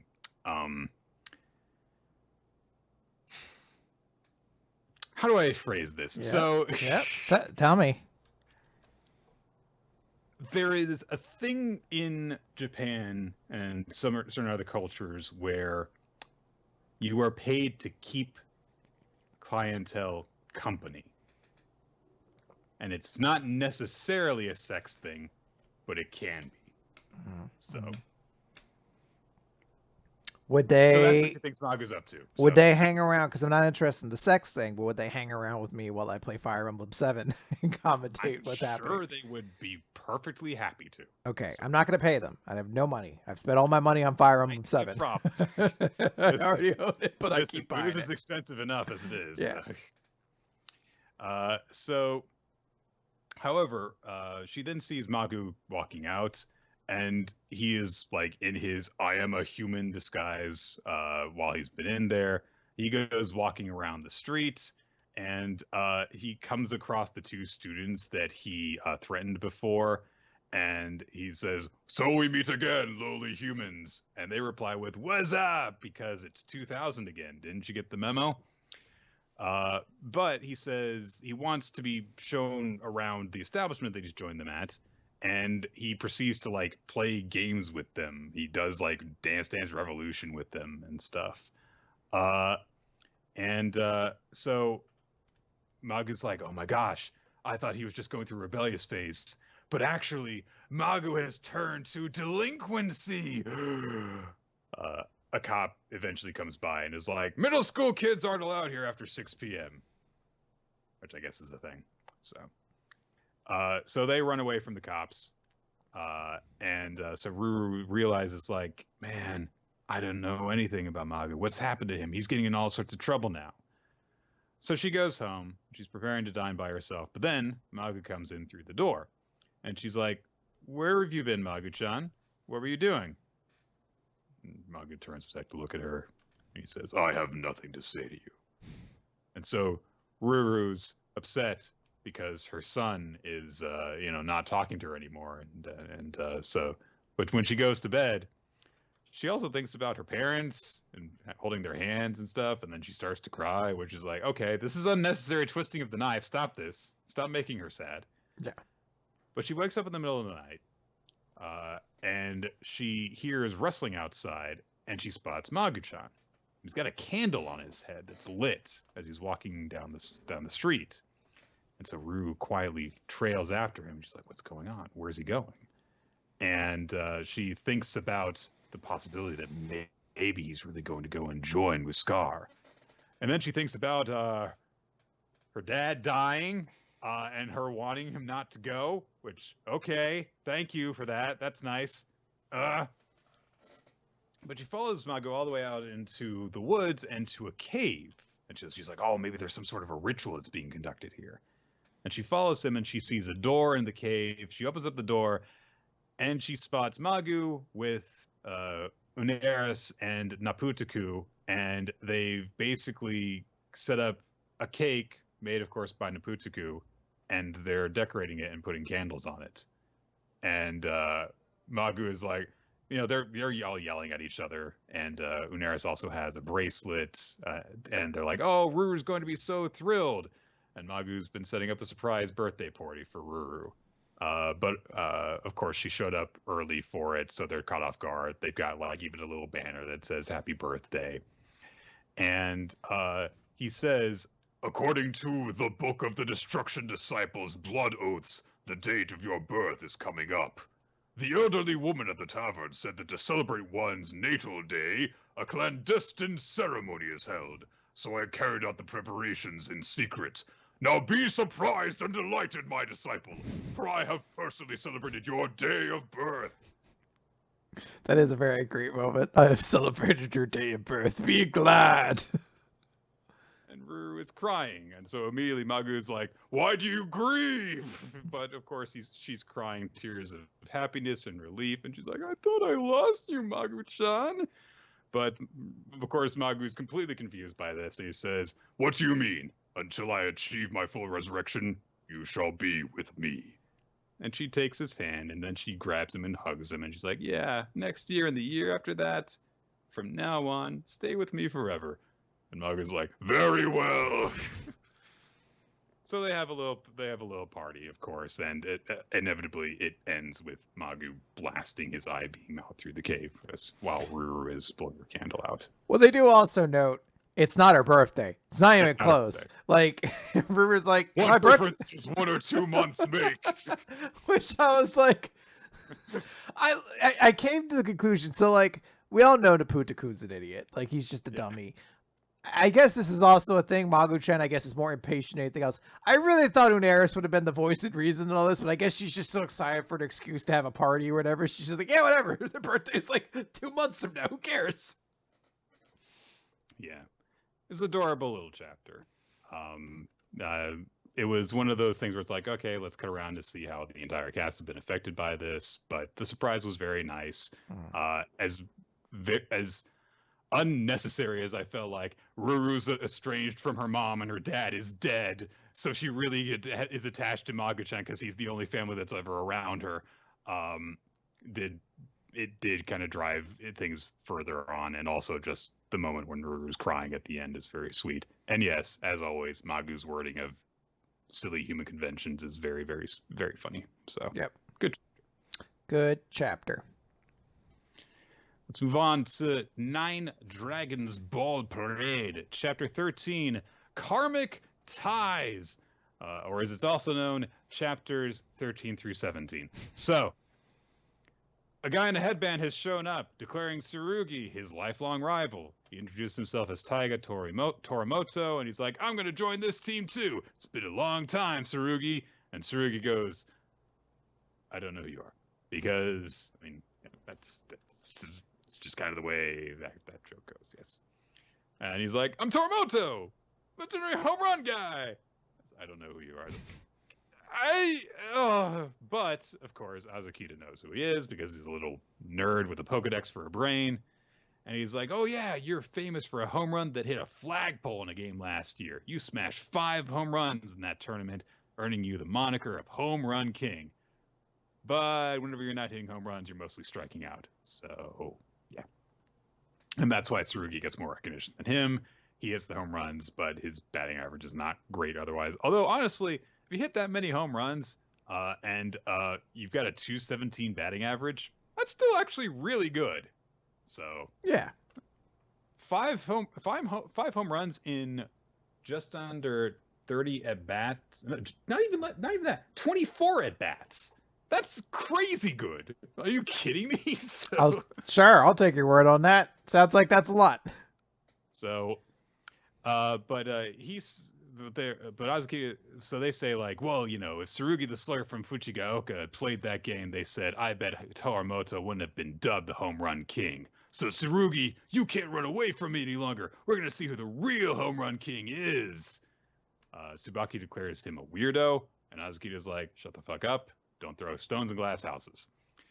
But they say, hey, you'd be a great asset to us, having a slugger on our team. Then we see the quiet guy who has also come along with Toramoto. And of course, immediately, not actually Azuki this time, but rather Tsurugi is like, oh, I recognize you. But then he's like, Azuki, what's his name? I like how they just call him a Pokedex too, where he's just like, that is blah blah blah. Io Horiguchi, from the same school as Toramoto, known as an agile second baseman with excellent base running and defensive skills. And Tsurugi's like, yeah, that guy left a real good impression on me because in one game he stole 3 bases. Not Ichimaru says, I remember him too. He's good with his glove. Okay, good to know. Fielding is a statistic that is not as easy to understand, so we're not going to attach stats to this. So, But Azuki says, like, yeah, apparently, like, a lot of schools have been trying to recruit him, but he's turned them all down.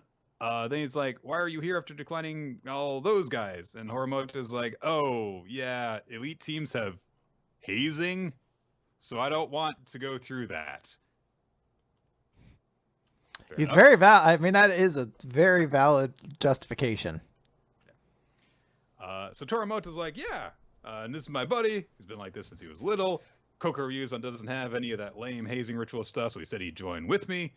And, Horiguchi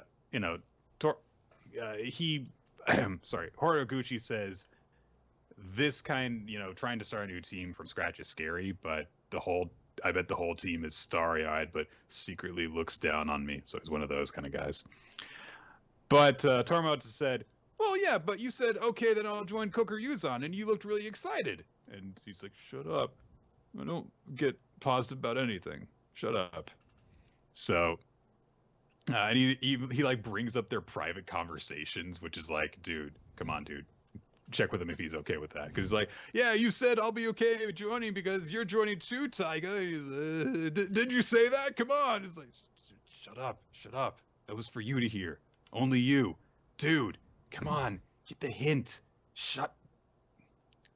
So Toramoto says like, yeah, sorry guys, he's not very good at showing his real feelings. But come on, you want to join the team, right? And eventually he's finally like, yeah, I want to join. And then they're like, okay, welcome to the team. 2 new members. That was half a chapter. 2 new members. Woo! Then Tsubaki is like, oh, hey, you play second. Well, don't go thinking you're a big shot just because you got scouted. On this team, you obey me. Don't say mean things to me. Which is like the most like, oh, you're actually very self-conscious. So, yeah. But Tsurugi kind of like shuts him up because he's clearly kind of scared the guy off. Kareen is very happy to see such a lively interaction between the teammates, and so hey, they've got 2 new team members, and they've filled out their entire infield now. They just need 2 more outfielders to basically complete their starting lineup. People see them out practicing, and they're like, oh yeah, they've gotten some really good players with them.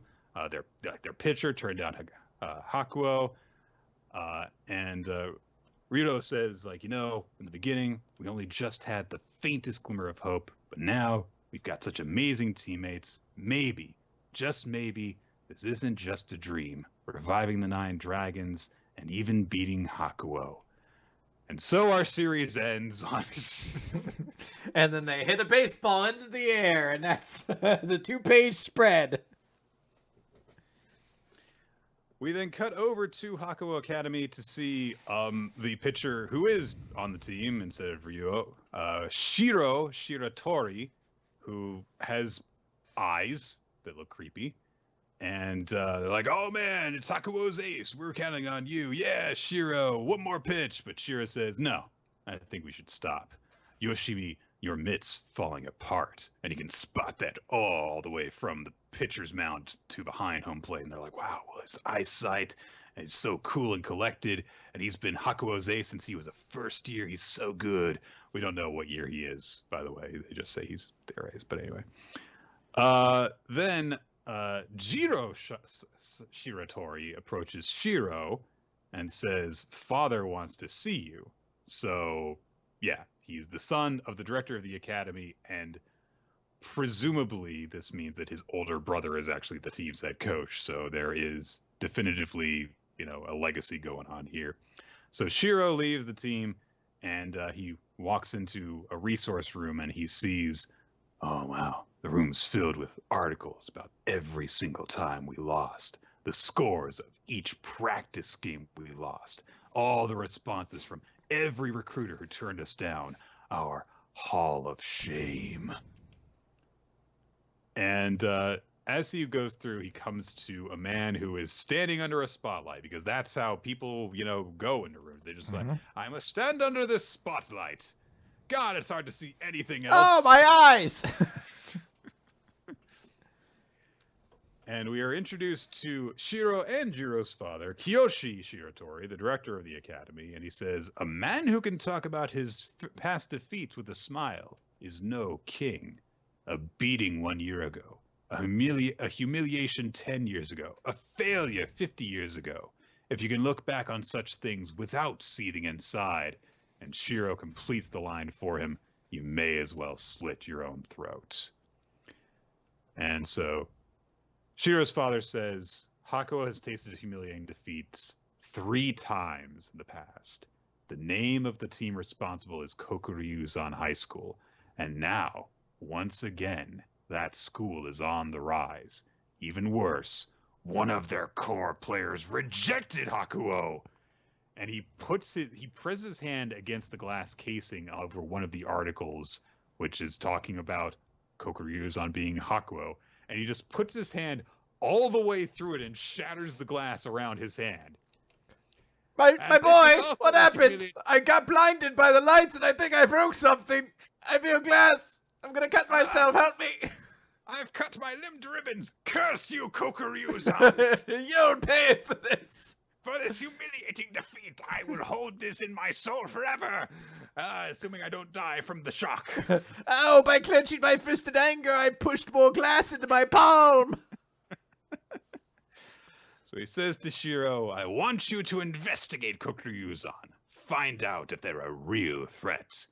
And, I guess he throws the article at Shiro somehow, because it goes, or maybe it just kind of drifts out of the shattered casing towards him, and Shiro snaps his hand as he says, understood. Your wish is my command, father. And he has cut the article directly down the middle, and it lands in 2 pieces behind him. So where was this, 7 chapters ago? Seriously, this over-the-top villain baseball team bullshit? We had to build up the team 1 killer at a time until that was taking too long, so let's do 2. Which, by the way, at least the other 3 players we just got were teased out. The last 2 players, if we even get them, are just going to be like, and Chuck and Murphy came later.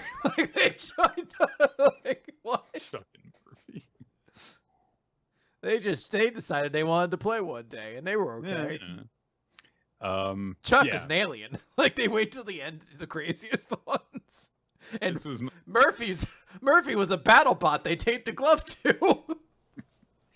This was probably my least favorite recruitment that that Kokuryuzan had done, but it's my favorite chapter of the series overall in a little while, just because oh, what the hell is this insanity? It's baseball. You're not even the coach. I love the idea of taping up every single time your team lost to create a wall of shame, a hall of shame. It's both sides of the room that you have to walk down every time. and like that being a motivating thing, and not like halfway down the hall you're just like, this is a lot of effort for fucking high school baseball. I know it's a bigger thing here than in most countries. This is still way too extra for this. Have you ever seen any of the Mighty Ducks franchise? I'm sure I saw a couple of them when I was in grade school, but I don't really remember much about them. I've been thinking a lot about it because I've actually been watching the TV show that's on Disney Plus now. It's actually good. Really good? Okay. It's surprisingly good. But in the first movie, there's a bit where Emilio Estevez is interacting with the opposing team's coach, who was his coach when he was in Pee Wee hockey, and they're looking around the home ice of the bad guy team, and they're showing like all the banners of all the times they've won the district championship or whatever, and there's one second place banner from the time that Emilio Estevez missed the penalty shot that would have won it for them, and so he suffered humiliating defeat like on the day his father died. Like, it was this the lowest moment in his life, and he was a 10-year-old hockey player. And so the coach is just talking with him, and he points at the second place banner amidst all these other championship banners. He's like, sometimes I wish they'd take that one down. He's like, this is Pee Wee hockey. Why do you guys care? That was the worst humiliation of my entire Pee Wee hockey coaching career. At the time we got second place in the championship. So, oh man. But yeah, I loved it. So yeah, I honestly, I like the chapter. I don't even feel that it necessarily sped up that much. I feel like at this point we can't spend 4 chapters on all these characters, like recruiting them, and even a character, like once you reach the end of it, you're just like, these characters. Like, here's the thing: I think both these characters have cool storyline potential, but that'll play off in the theoretical world where the series keeps going. Down the line, there's gonna be a cool moment where after that dude went up to bat and he fucking whiffed it going for a hit and struck out in a big moment, he's gonna get that big home run. It's gonna be very cool. And then like the little nervous kid steals a base and everyone's super excited. Those moments are gonna be there, but we don't need like 3 chapters devoted to them or even a full chapter devoted to them. I'm fine with them sharing essentially a half chapter or whatever. It really, in my mind, is just like, I really want the next 2 characters to just show up. They're just they're like, hey, we have our first game, and Chuck and Murphy just joined us or whatever. Yeah, it's a shame because like we're at this point now where we're both pretty sure that Nine Balls Dragons Parade is going to probably get canceled soon. Yeah. And I do think that, yeah, like you, that there is a lot of potential in like this setup for an enemy team. Like I can just imagine, like, because like the coach is the older brother, that like he was probably part of the defeat 10 years ago that their father talks about, and so like he carries that with them, and he's like, I can't, I've got to coach this team to perfection so that I will live up to my father's expectations and stuff like that. And yeah, it's just like, yeah, we're probably not going to get a lot of character exploration that we probably would have now, so it's unfortunate. It is what it is. I believe that we said we were going to talk about Mashle next. No, Dr. Stone. If we're not We're not changed, doing yeah. Okay, we're doing the second half. Will stay the same for now. Okay, Dr. Stone. Time to get Chapter stoned, Nick.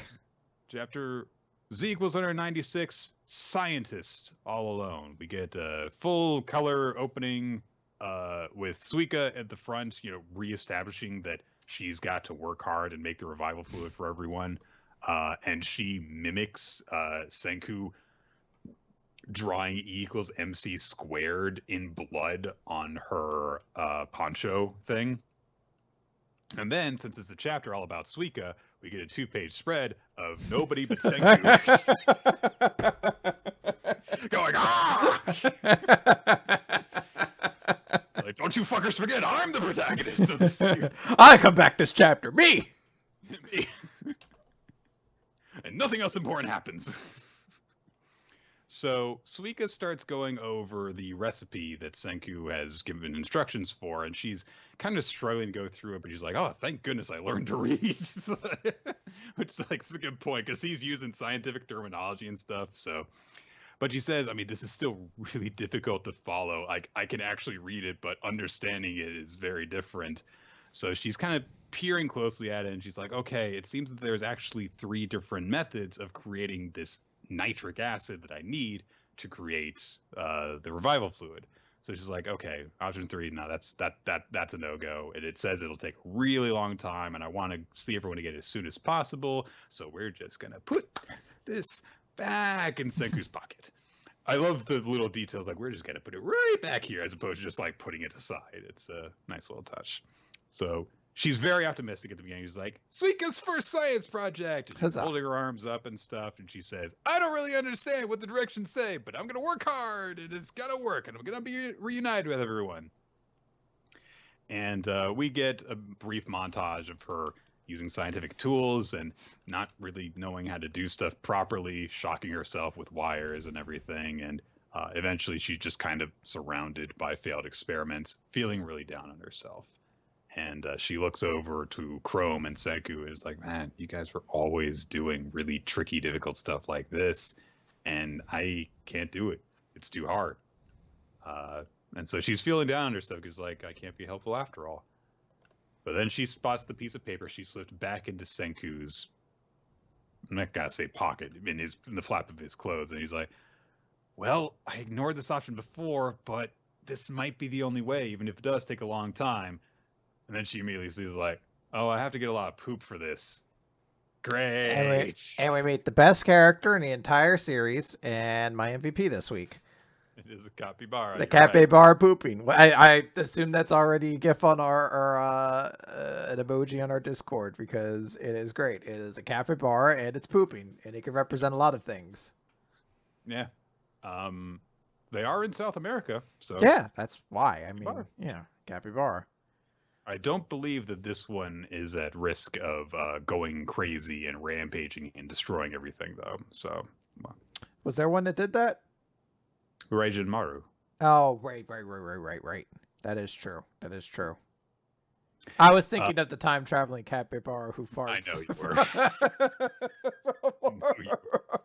Bonus pod. So Suika gathers the capybara's stool, but she's immediately like, this isn't nearly enough. Poop. And then she's like, I guess I could make my own. No, not an option. But then she spots I mean, I know the notion that she's going to need more poop, but at the same time, is the notion she suggests there, oh, I'm just never going to poop again.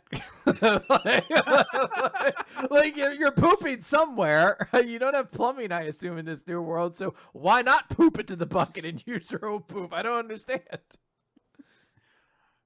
Also, she is a small girl. It would take her a long time to produce that amount. Again, I'm not saying the amount isn't the issue. I don't know why she just is like, no, I could never.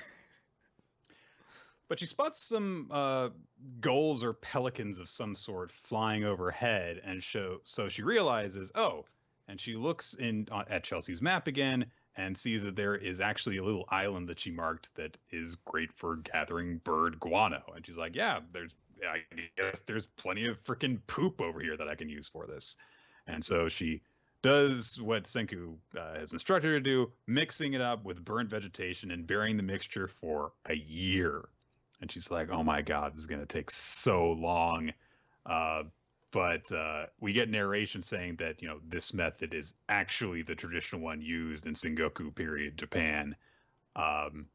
And while the goal may seem far off, following every step one at a time leads to success. Such is the path of science. So she keeps at it. And she's like, okay, next I gotta burn seashells to do a thing. And she is having trouble following the directions, so she makes a roadmap the way that Chrome and Senku would do on a big old leaf. And she figures like, okay, I gotta get this, and this in order to make finally the revival fluid. And we get another montage of her tending over, preparing the acid with the guano buried, gathering seashells from the river, picking berries. And she's just thinking to herself as she's working at it, I just have to keep testing, even if a whole year of work ends in failure over and over and over again. And of course, if things failed after 1 year and she had to try over and over again, it's time. It's the moment that everyone said would happen. And I was like, I don't know if that'll happen. But no, it happened. And I guess we're just going to have to believe it won't be that bad. Senku wakes up. Or rather, he's been awake the entire time because he's fucking Senku. And he has been counting seconds as he does. And he reaches 236,109,750 seconds and then keeps on counting past that. But then revival fluid gets dropped on him and the stone around him starts to break. And the first thing he sees is a teenage Suika. And Suika apologizes for making Senku wait so long, and she says, you might not even recognize me anymore. But Senku just says, you sure made yourself useful, Suika. Took you long enough. And then he pushed her to the ground. All right, see ya. And he gets up, and Suika is so happy to see one of her friends awake again that she immediately hugs him. And Senku says, it's only been 7 years, huh? You worked quick. There you go. So Suika is a teenager now, which, oh no. Oh no. I found the best way to deal with it is to just not think about it. Okay. Yeah. That's good. And you know what? I will say this. Like, I'm trying to think of this in terms of like, okay, how is this actually going to affect Suika as a character? Because she's no longer just going to be like, oh, cute little mascot thing. And people are kind of saying like, she's not going to be able to do her like hide inside of her melon helmet and roll around things. Like, you don't know that. It's a manga. Maybe she can't. She just needs the melon helmet again. It's been broken. That's the only reason she can't do it. And you know, like, this is obviously going to change the dynamic that Suika has with the rest of the cast. And you know what? I'm going to choose to believe that there is a reason why Suika solely has been aged up in this way beyond just Boichi got an idea in his head and he kept on poking at Inagaki until it was like, let me draw her 7 years older, dude. Let me draw her 7 years older.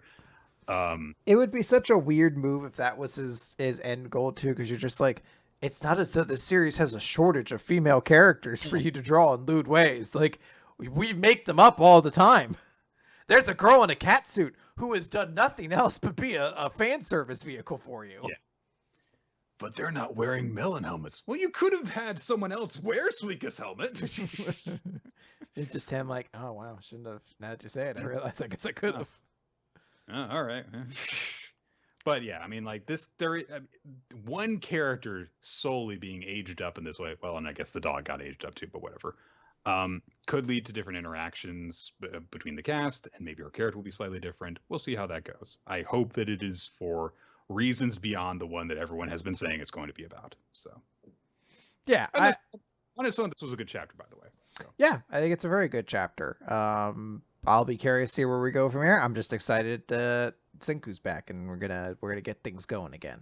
I want to find out the consequences of everything, basically. Because obviously, yeah, I mean, like, everything being put on hold for 7 years is going to really affect stuff. How the hell are things going to be going over at the village and all that? And how are things going to affect what they're going to do with Y-Man? So, yeah. All right, Nick, let's talk about magic, or Mashle, Magic and Muscles, Chapter 62, Mash Burn Dead, and the Great Danger. So we're introduced to Cell Wars as greetings to all of you. And then kind of casts a spell that seems to stop time. Everything goes reflected in reverse for a moment. And then suddenly there's an army of guys just standing around Mash. I'm sorry. I just realized that fucking owl that stole his cream puff is frozen in midair. I just wish the owl had a cream puff when they did it. The remains of Mash's cream puff. Yeah. But there is a whole group of people. It looks like from this image we could see 4. It looks like we could see Cell War and then 2 other people besides Innocent Zero. Sorry. So Innocent Zero goes up and grabs Mash along like the cheek and is like, "You are so beautiful. I didn't think I'd find you alive. The despair I felt when I thought I lost you. My dear sweet son, bum bum bum, once I've absorbed you, I'll be complete. Let us go. And then someone yells out, stop. And who should it be but Wahlberg, who says, I am not going to simply hand him over. And we get narration saying, the old man doesn't blink an eye at dark magic capable of stopping time. But we were already prepared for you, Wahlberg. I've got scissors. So a guy whose gimmick seems to be having scissors walks up and then gets the mental image that he is just being bisected by an axe. And he's like, holy shit, is that dude's rage? What the fuck's going on? Don't run with scissors, young man. And Wahlberg's just like, oh, that scares you. Then back off, you insignificant speck. And the dude's like, So Innocent Zero's like, oh, don't treat my ally so harshly, Wahlberg. You'll make me sad. So Wahlberg's like, all right, what's your true goal here? And he's like, my goal is only to become the perfect human, undying, forever beautiful, powerful. That's all I want. What banal goals. You would sacrifice countless lives for that. And then, I guess that's actually Wahlberg saying that. The speech bubbles look like it was coming from him. Wahlberg's just like stealing magic, causing suffering, even killing. And what's the problem? I don't get why it's so hard to understand. My family exists for my sake. Mash Burndead is no different. He exists for me. He's mine, so I'm taking him home. And Wahlberg just says, it would seem we're destined to be opposed. Mash Burndead will become this world's beacon of hope, and if you wish to take him, you must get past me first. And we see he has those triple lines start bleeding through, just like we saw with Rain a while ago as he's summoning his wand. And then Innocent Zero's doing the same thing. It's been decades since we last crossed wands. And they summon their wands. Wahlberg summoning Uranus, god of sky. And Innocent Zero summoning Kronos, the god of time. They both activate their Bankais. Yeah, pretty much. This is kind of continuing the thing of like really powerful wands and stuff being named after like Greek gods. Because we saw Ares before. Mm-hmm. Kronos. So I'm trying to remember if he is at all related to the Titan Kronos. But Kronos has been confused with, or perhaps consciously identified with, the Titan Kronos, who was associated. He was like Zeus's father. So I was trying to figure out if there was some sort of like specific connection between their wands and the one Greek of them pantheon sense. Yeah, isn't like or people, Roman pantheon. I was gonna say I've heard people saying Uranus is the father of Kronos. So people were suggesting the idea that maybe this is like the family line, like here, Wahlberg, Innocent Zero, MASH, like that might be what the implication is kind of here. Yeah, it was Uranus mated with Gaia, and she gave birth to the 12 Titans, including Cronus, whose name at least bears a similarity to Kronos, the god of time. It's there's no jokes. There's no jokes in this chapter. No, it's a very straightforward chapter. It's revealing a lot of stuff, or at the very least, suggesting a lot of stuff about Mash's actual background. But I do appreciate the detail that like everyone is frozen in time, so no one is privy to this conversation that they're having. So nobody knows about this stuff that they've just dropped on the audience. It's even though they're having the conversation right in front of them. It's a nice little setup. So I like it. Yeah, they're gonna throw down. We'll see how that goes. So let's move on to One Piece, chapter 1013, Anarchy in the BM (parentheses Big Mom), which is an odd title, but it is the title. So yes. Nami just freaking smacked Ulti across the face with her climb attack, and it did knock her to the ground. But Usopp is silly. He's like, "What are you thinking, Nami? We've got to run. You can't fight her." He's also crailing Tama, who seems like she's just been completely knocked unconscious by when Ulti slapped her. She's bleeding from the mouth. But Nami's like, I mean, she was gonna chase us either way, so yeah. Yeah. Big Mom is freaked out that Tom has been injured. Ulti immediately gets up to her feet. Nami starts using her climb attack, and all of the onlookers are like, "Look at her! She's twirling a baton! Are you gonna use cheerleading to fight Lady Ulti?" And then she shoots her with a tornado.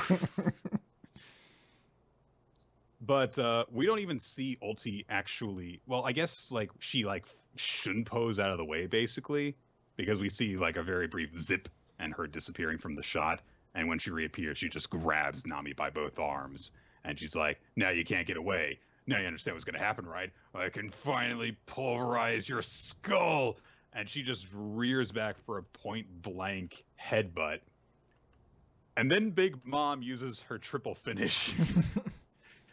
She gathers together Napoleon and Prometheus and Hera and combines them together into Maser Cannon. Maser... I don't get it. She shoots a laser. I was gonna say the other main attack I remember Big Mom ever using was Happy Mother's Blaze. So maybe it's Maser Cannon. Oh, maybe. So that takes Ulti down. Big old giant laser knocks, just pierces her right through the abdomen and then explodes the wall behind her. And the three soul items are all celebrating together. They're like, "Yeah, we did it, Mama!" And Big Mom, of course, is pissed off at Ulti for hurting Otama. The people looking at her are like, "I thought we were in an alliance with Big Mom. This is scary." Usopp is like, "We should run." Tama, of course, is worried about Komachiyo, but Usopp's like, "Look, we can't do anything about that right now. We'll come back later." And then Nami spots Zeus coming around the corner. And Zeus is kind of like, because he has spotted Hera. And they're all, of course, she's all chummy with Mama's other soul items. And Prometheus is like taking credit for it. Like, "Hey, you're here because I asked Mama for a girlfriend." So, and she's like, "No." He's like, "Oh." And then Zeus is looking at all this, and he's like, "Who's that girl, Mama? Who is she?" And then he spots Nami, and he's like, "Hey, Nami!" And she just immediately like turns away from him. And so Zeus is sad again. So Big Mom's like, "Oh, there you are, Zeus. Oh, yeah, so we've got a new member, right, Mama? Yeah, we'll be a tough foursome working for you, right?" "No, I don't need you anymore." And Prometheus starts talking down to Zeus, saying, "You left Mama to die," which, like, come on.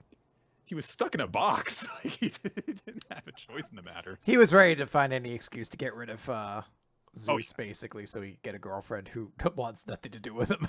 Yeah, he's like, "This is still preferable."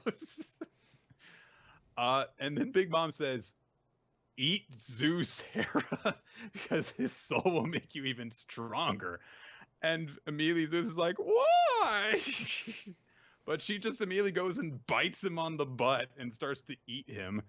And Mom is like, because Zeus is like, "Oh, listen, don't kill me. I'll just, I'll leave you alone. I'll never bother you again." And Mom's like, I put my soul in you. That'll make you a soul thief. So no, let her eat you. Make me stronger. And then she turns towards Otama and she's like, "Right?" Which is, I mean, I don't even know what she's even like looking to her for agreement for. But she sees that Otama's being carried away, so she just snatches her out of Usopp's hands and is like, "I'm going to put you somewhere else. You stay right there. Those are the Straw Hats, and I hate them." She begs Big Mom, to leave them alone.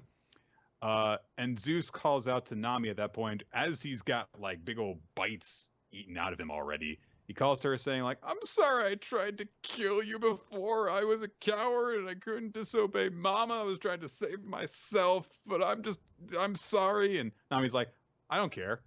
I told you, we'll never be friends again." And Zeus says, "I know, but they won't take me back either, and I'm alone. They're gonna kill me, and I don't want everyone to hate me when I die." So he says, "It's fine if you don't forgive me. Just watch. I'm going to rebel for the first and last time. At least I can make it up to one person as I die. And he starts getting all Aw. black and stormy, and the lightning's coming off of him, and he's like, "Run for safety, Nami! This is how I want to be remembered!" And Nami calls out, "Zeus!" And Big Mom grabs Zeus, and he's like, "Oh, I ran out of energy." So that didn't work at all. And she starts to take his soul to give it to Hera. And so Nami at the last minute is like, "Oh, you're so useless. Fine, come on, Zeus. Here, I'm gonna give you some black balls. One last gift. Eat these and try to get away." But it doesn't matter. His soul's being sucked out. He won't even eat his favorite snack, and Hera just eats them instead. Oh no, she doesn't eat them. She just eats Zeus. That's right. So Hera's even stronger now. So things are really bad for the Straw Hats. They snatch up Tama again because they ran around Big Mom, I guess. So they try to run away, and Big Mom is just like, "Oh, Tama, why are you running from me? I hate it when people leave me. It means I have to kill them." Which, Big Mom logic for you right there. She tries to attack them. She comes down with Napoleon, and then a metal hand grabs the blade, and Kid smashes her into the ground with a big old metal hand because he has arrived, and he's gonna fight her now. Because he's much more on Big Mom's level than Nami and Usopp are. So yeah. Everyone's shocked by Kid's appearance. He tells the Straw Hats to get lost. And then we cut away to one last scene, the roof of the Skull Dome, where Kaido is disappointed. Because the outcome was obvious to him. You gained a powerful weapon and let it go to your head, boy. Human beings don't give up hope. No, they can't give up hope. That's the problem. It's been a long time since I got worked up like this. I failed. I should have simply cut off your head and announced my victory to everyone. And as he covers up his eyes with his hand, we cut to Luffy, who is seemingly unconscious and falling over the side of Onigashima, as Kaido says, "Because now they'll keep believing that you're going to win, won't they?" And we're not getting a chapter next week, so we have to wait a while to find out if Luffy hits the water and dies, which he definitely will. So. Yep, this is how One Piece ends, guys. They said it was going to end in 5 years. Didn't say when. Yeah. It's just it could have been any time. Yeah. So, a lot is focused on the stuff with the Big Mom group this chapter, switching up how that's going to play out and stuff. It did definitely look like Zeus just got straight up eaten, but I'm sure that can be reversed because it's One Piece and almost nobody dies. So it also would feel like a weird way to not give Zeus some, like, Oda doesn't seem to do that sort of thing. Like, oh, I'm going to set up Nami needs extra lightning. Oh, Zeus is going to definitely betray Big Mom because they've replaced him. Oh, it looks like he had his down. Like, how fucking dark would it be if the Zeus just got eaten and that's the end of his story? And everyone's like, oh, okay. Zeus's body is still around, it seems, because Big Mom had him in her hand and then she pushed the soul into Hera's mouth. So maybe potentially his soul can just be put back inside. And, potentially. We'll see. Yeah. So I know some people have been kind of bummed because at the moment it looks like Ulti may have been out. And people are like, oh, so that's another Straw Hat fight that's not going to happen. I am kind of operating under the belief that nobody's down until explicitly said otherwise. Mm-hmm. Like, I just assume this is kind of an easy way to justify why Nami and Usopp are going to be able to defeat super strong characters like Ulti and Page One. Because Page One isn't down. And I feel like they're not going to set up Page One to lose or to have his own fight if Ulti's not. So I assume there's still going to be a fight. I don't know if it's going to necessarily be the tag team fight they kind of suggested earlier. But it's probably still, I think it's still going to happen. I'm not 100% certain. I just think it is. Because One Piece characters get fucking like gutted all the time and get back up more or less. The part bandages, yes, you're good. The part that bums me out right now is that at the moment, it looks like Kid's going to be able to fight Big Mom and might potentially be the one to defeat her, which if that's the case, I really hope that's not the I hope at the very least Law has to show up to help, because I was like, it does feel like it would be real disrespectful if the legacy of Big Mom is that she gets beat by fucking Kid, who I know they emphasize like he has Conqueror's Hockey too, I believe, and things like that. But just one of those things is like, I don't know. I feel like she deserves more than to get beat by someone who, truth be told, Oda spent a little too long finally getting to for the payoff, basically. So right. It'd be also a pretty bit. It would be a weird change up from the 5 supernovas were barely holding their own against Big Mom and Kaido, but then split them up, and Kid can take on Big Mom on his own without a whole lot changing about their respective strength levels. So, yeah. But we'll see how things play out. And I am very bad at predicting stuff in One Piece, so I will not try to. Okay, So. there we go. All right. Favorite chapter and MVP. Let's wrap up the show. My favorite chapter this week, I think, is going to go to Undead Unluck. I thought it was a really good chapter this week. I like the little conversation. It's actually, for the first time, made me like Shen. I always thought Shen was kind of a meh character, and this is the first time that I was like, all right, I could dig this guy. I like the chapter. I like the way the ending is making me think as well. I'm going to give mine to Dr. Stone. Okay. I really like the just the progression of it, and I do like that it did follow through on the message of like, yeah, anyone can do science. You know, that's the entire point of it. I mean, it did take Suika a long time, but she did it. So, and I'll go with you then with Dr. Stone for my MVP, Capybara pooping. I want that placed on the list. You can't stop me. I have free reign. No one can control me. I am my own person. I am not a slave to the machine. Gone mad with power. The 10 years have gone to your head. No one can stop me. I can vote whoever I want to be MVP. No, I'm actually going to give it to Magu, I think. I thought Magu-chan was actually really funny this week. It was very sweet. Him, and I should say specifically. And I'm going to give mine to the ingenious Phantom Thief Mar for her brilliant plan of using tape recorders and hooks on the ceiling to confound her enemies. No, I am not going to. Not going to. Okay. No, okay. I'm not doing that. I'm going to give my MVP to. I'm going to give mine to May from Undead Unluck. I thought that. What? No, I'm sorry. I could just see Ninja currently filling out Capybara pooping in the spreadsheet, and then having to be like, God damn, like, because I like the delays enough that he only heard Capybara pooping and is now like, God damn it, he picked someone else. I'm gonna give mine to May from Undead Unluck for the ghostly conversation she had with Shen. Okay. So. The audience, by the way, picked Magu-chan God of Destruction as their chapter of the week, and Lady Nagant as their character of the week, which I totally get. Yeah. There were quite a few that, just like good chapters this week. Yep. So yeah. All right, guys, that is gonna do it for our show this week. We want to thank you all for joining us for the first of hopefully another 10 years of Weekly Manga Recap. Yep. Stay tuned, guys. Next week we're reading Skip Beat. Yep, all of it.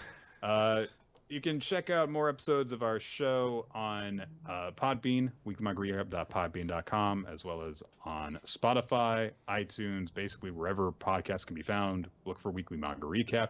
Video versions of the show are also available on YouTube, as they are recorded right here on twitch.tv/RoloT Wednesdays, starting around 7:30 to 8 Eastern time is when we begin. You can join the Discord community to find out exactly when we are going to start the show, or also follow us on Twitter, @RoloT, @NickFTime, @WMR Podcast are the 3 accounts. On the Discord community, you can also participate in conversations that have to do with the chapters, the recommendations that we're going through, the weekly series that we go through all the time. There's also community games on Saturday mornings. And you can also use that to find the Google Doc that is maintained by Ninja X3i that keeps track of all sorts of stats associated with the show, including series that we have taken as recommendations. And also, you can add your own recommendations to it and ask us questions for an eventual Q&A episode. Yes. You know, thank everyone who helps make the show what it is. Those of you who just listen to us and have for all this time, people who support us on Patreon and allow us to create bonus content for you guys to enjoy. Patreon.com/weekly manga recap. We record a bonus episode where Chris told me things that I rather would not have known. Yes, it's the sexy episode. Look, because with that, who knows what's in it? It's a sexy, misleading episode. You never know what's going to be in it. That's right.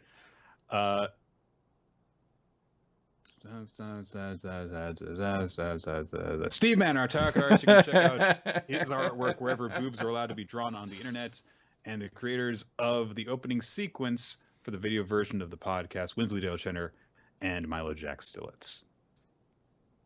Yep, that's going to do it. So, thus, we have now ended 10 years of Weekly Manga Recap. How do you think we compared to the Infinity Saga in the MCU? Because that was another 10-year project. I guess it was, yeah.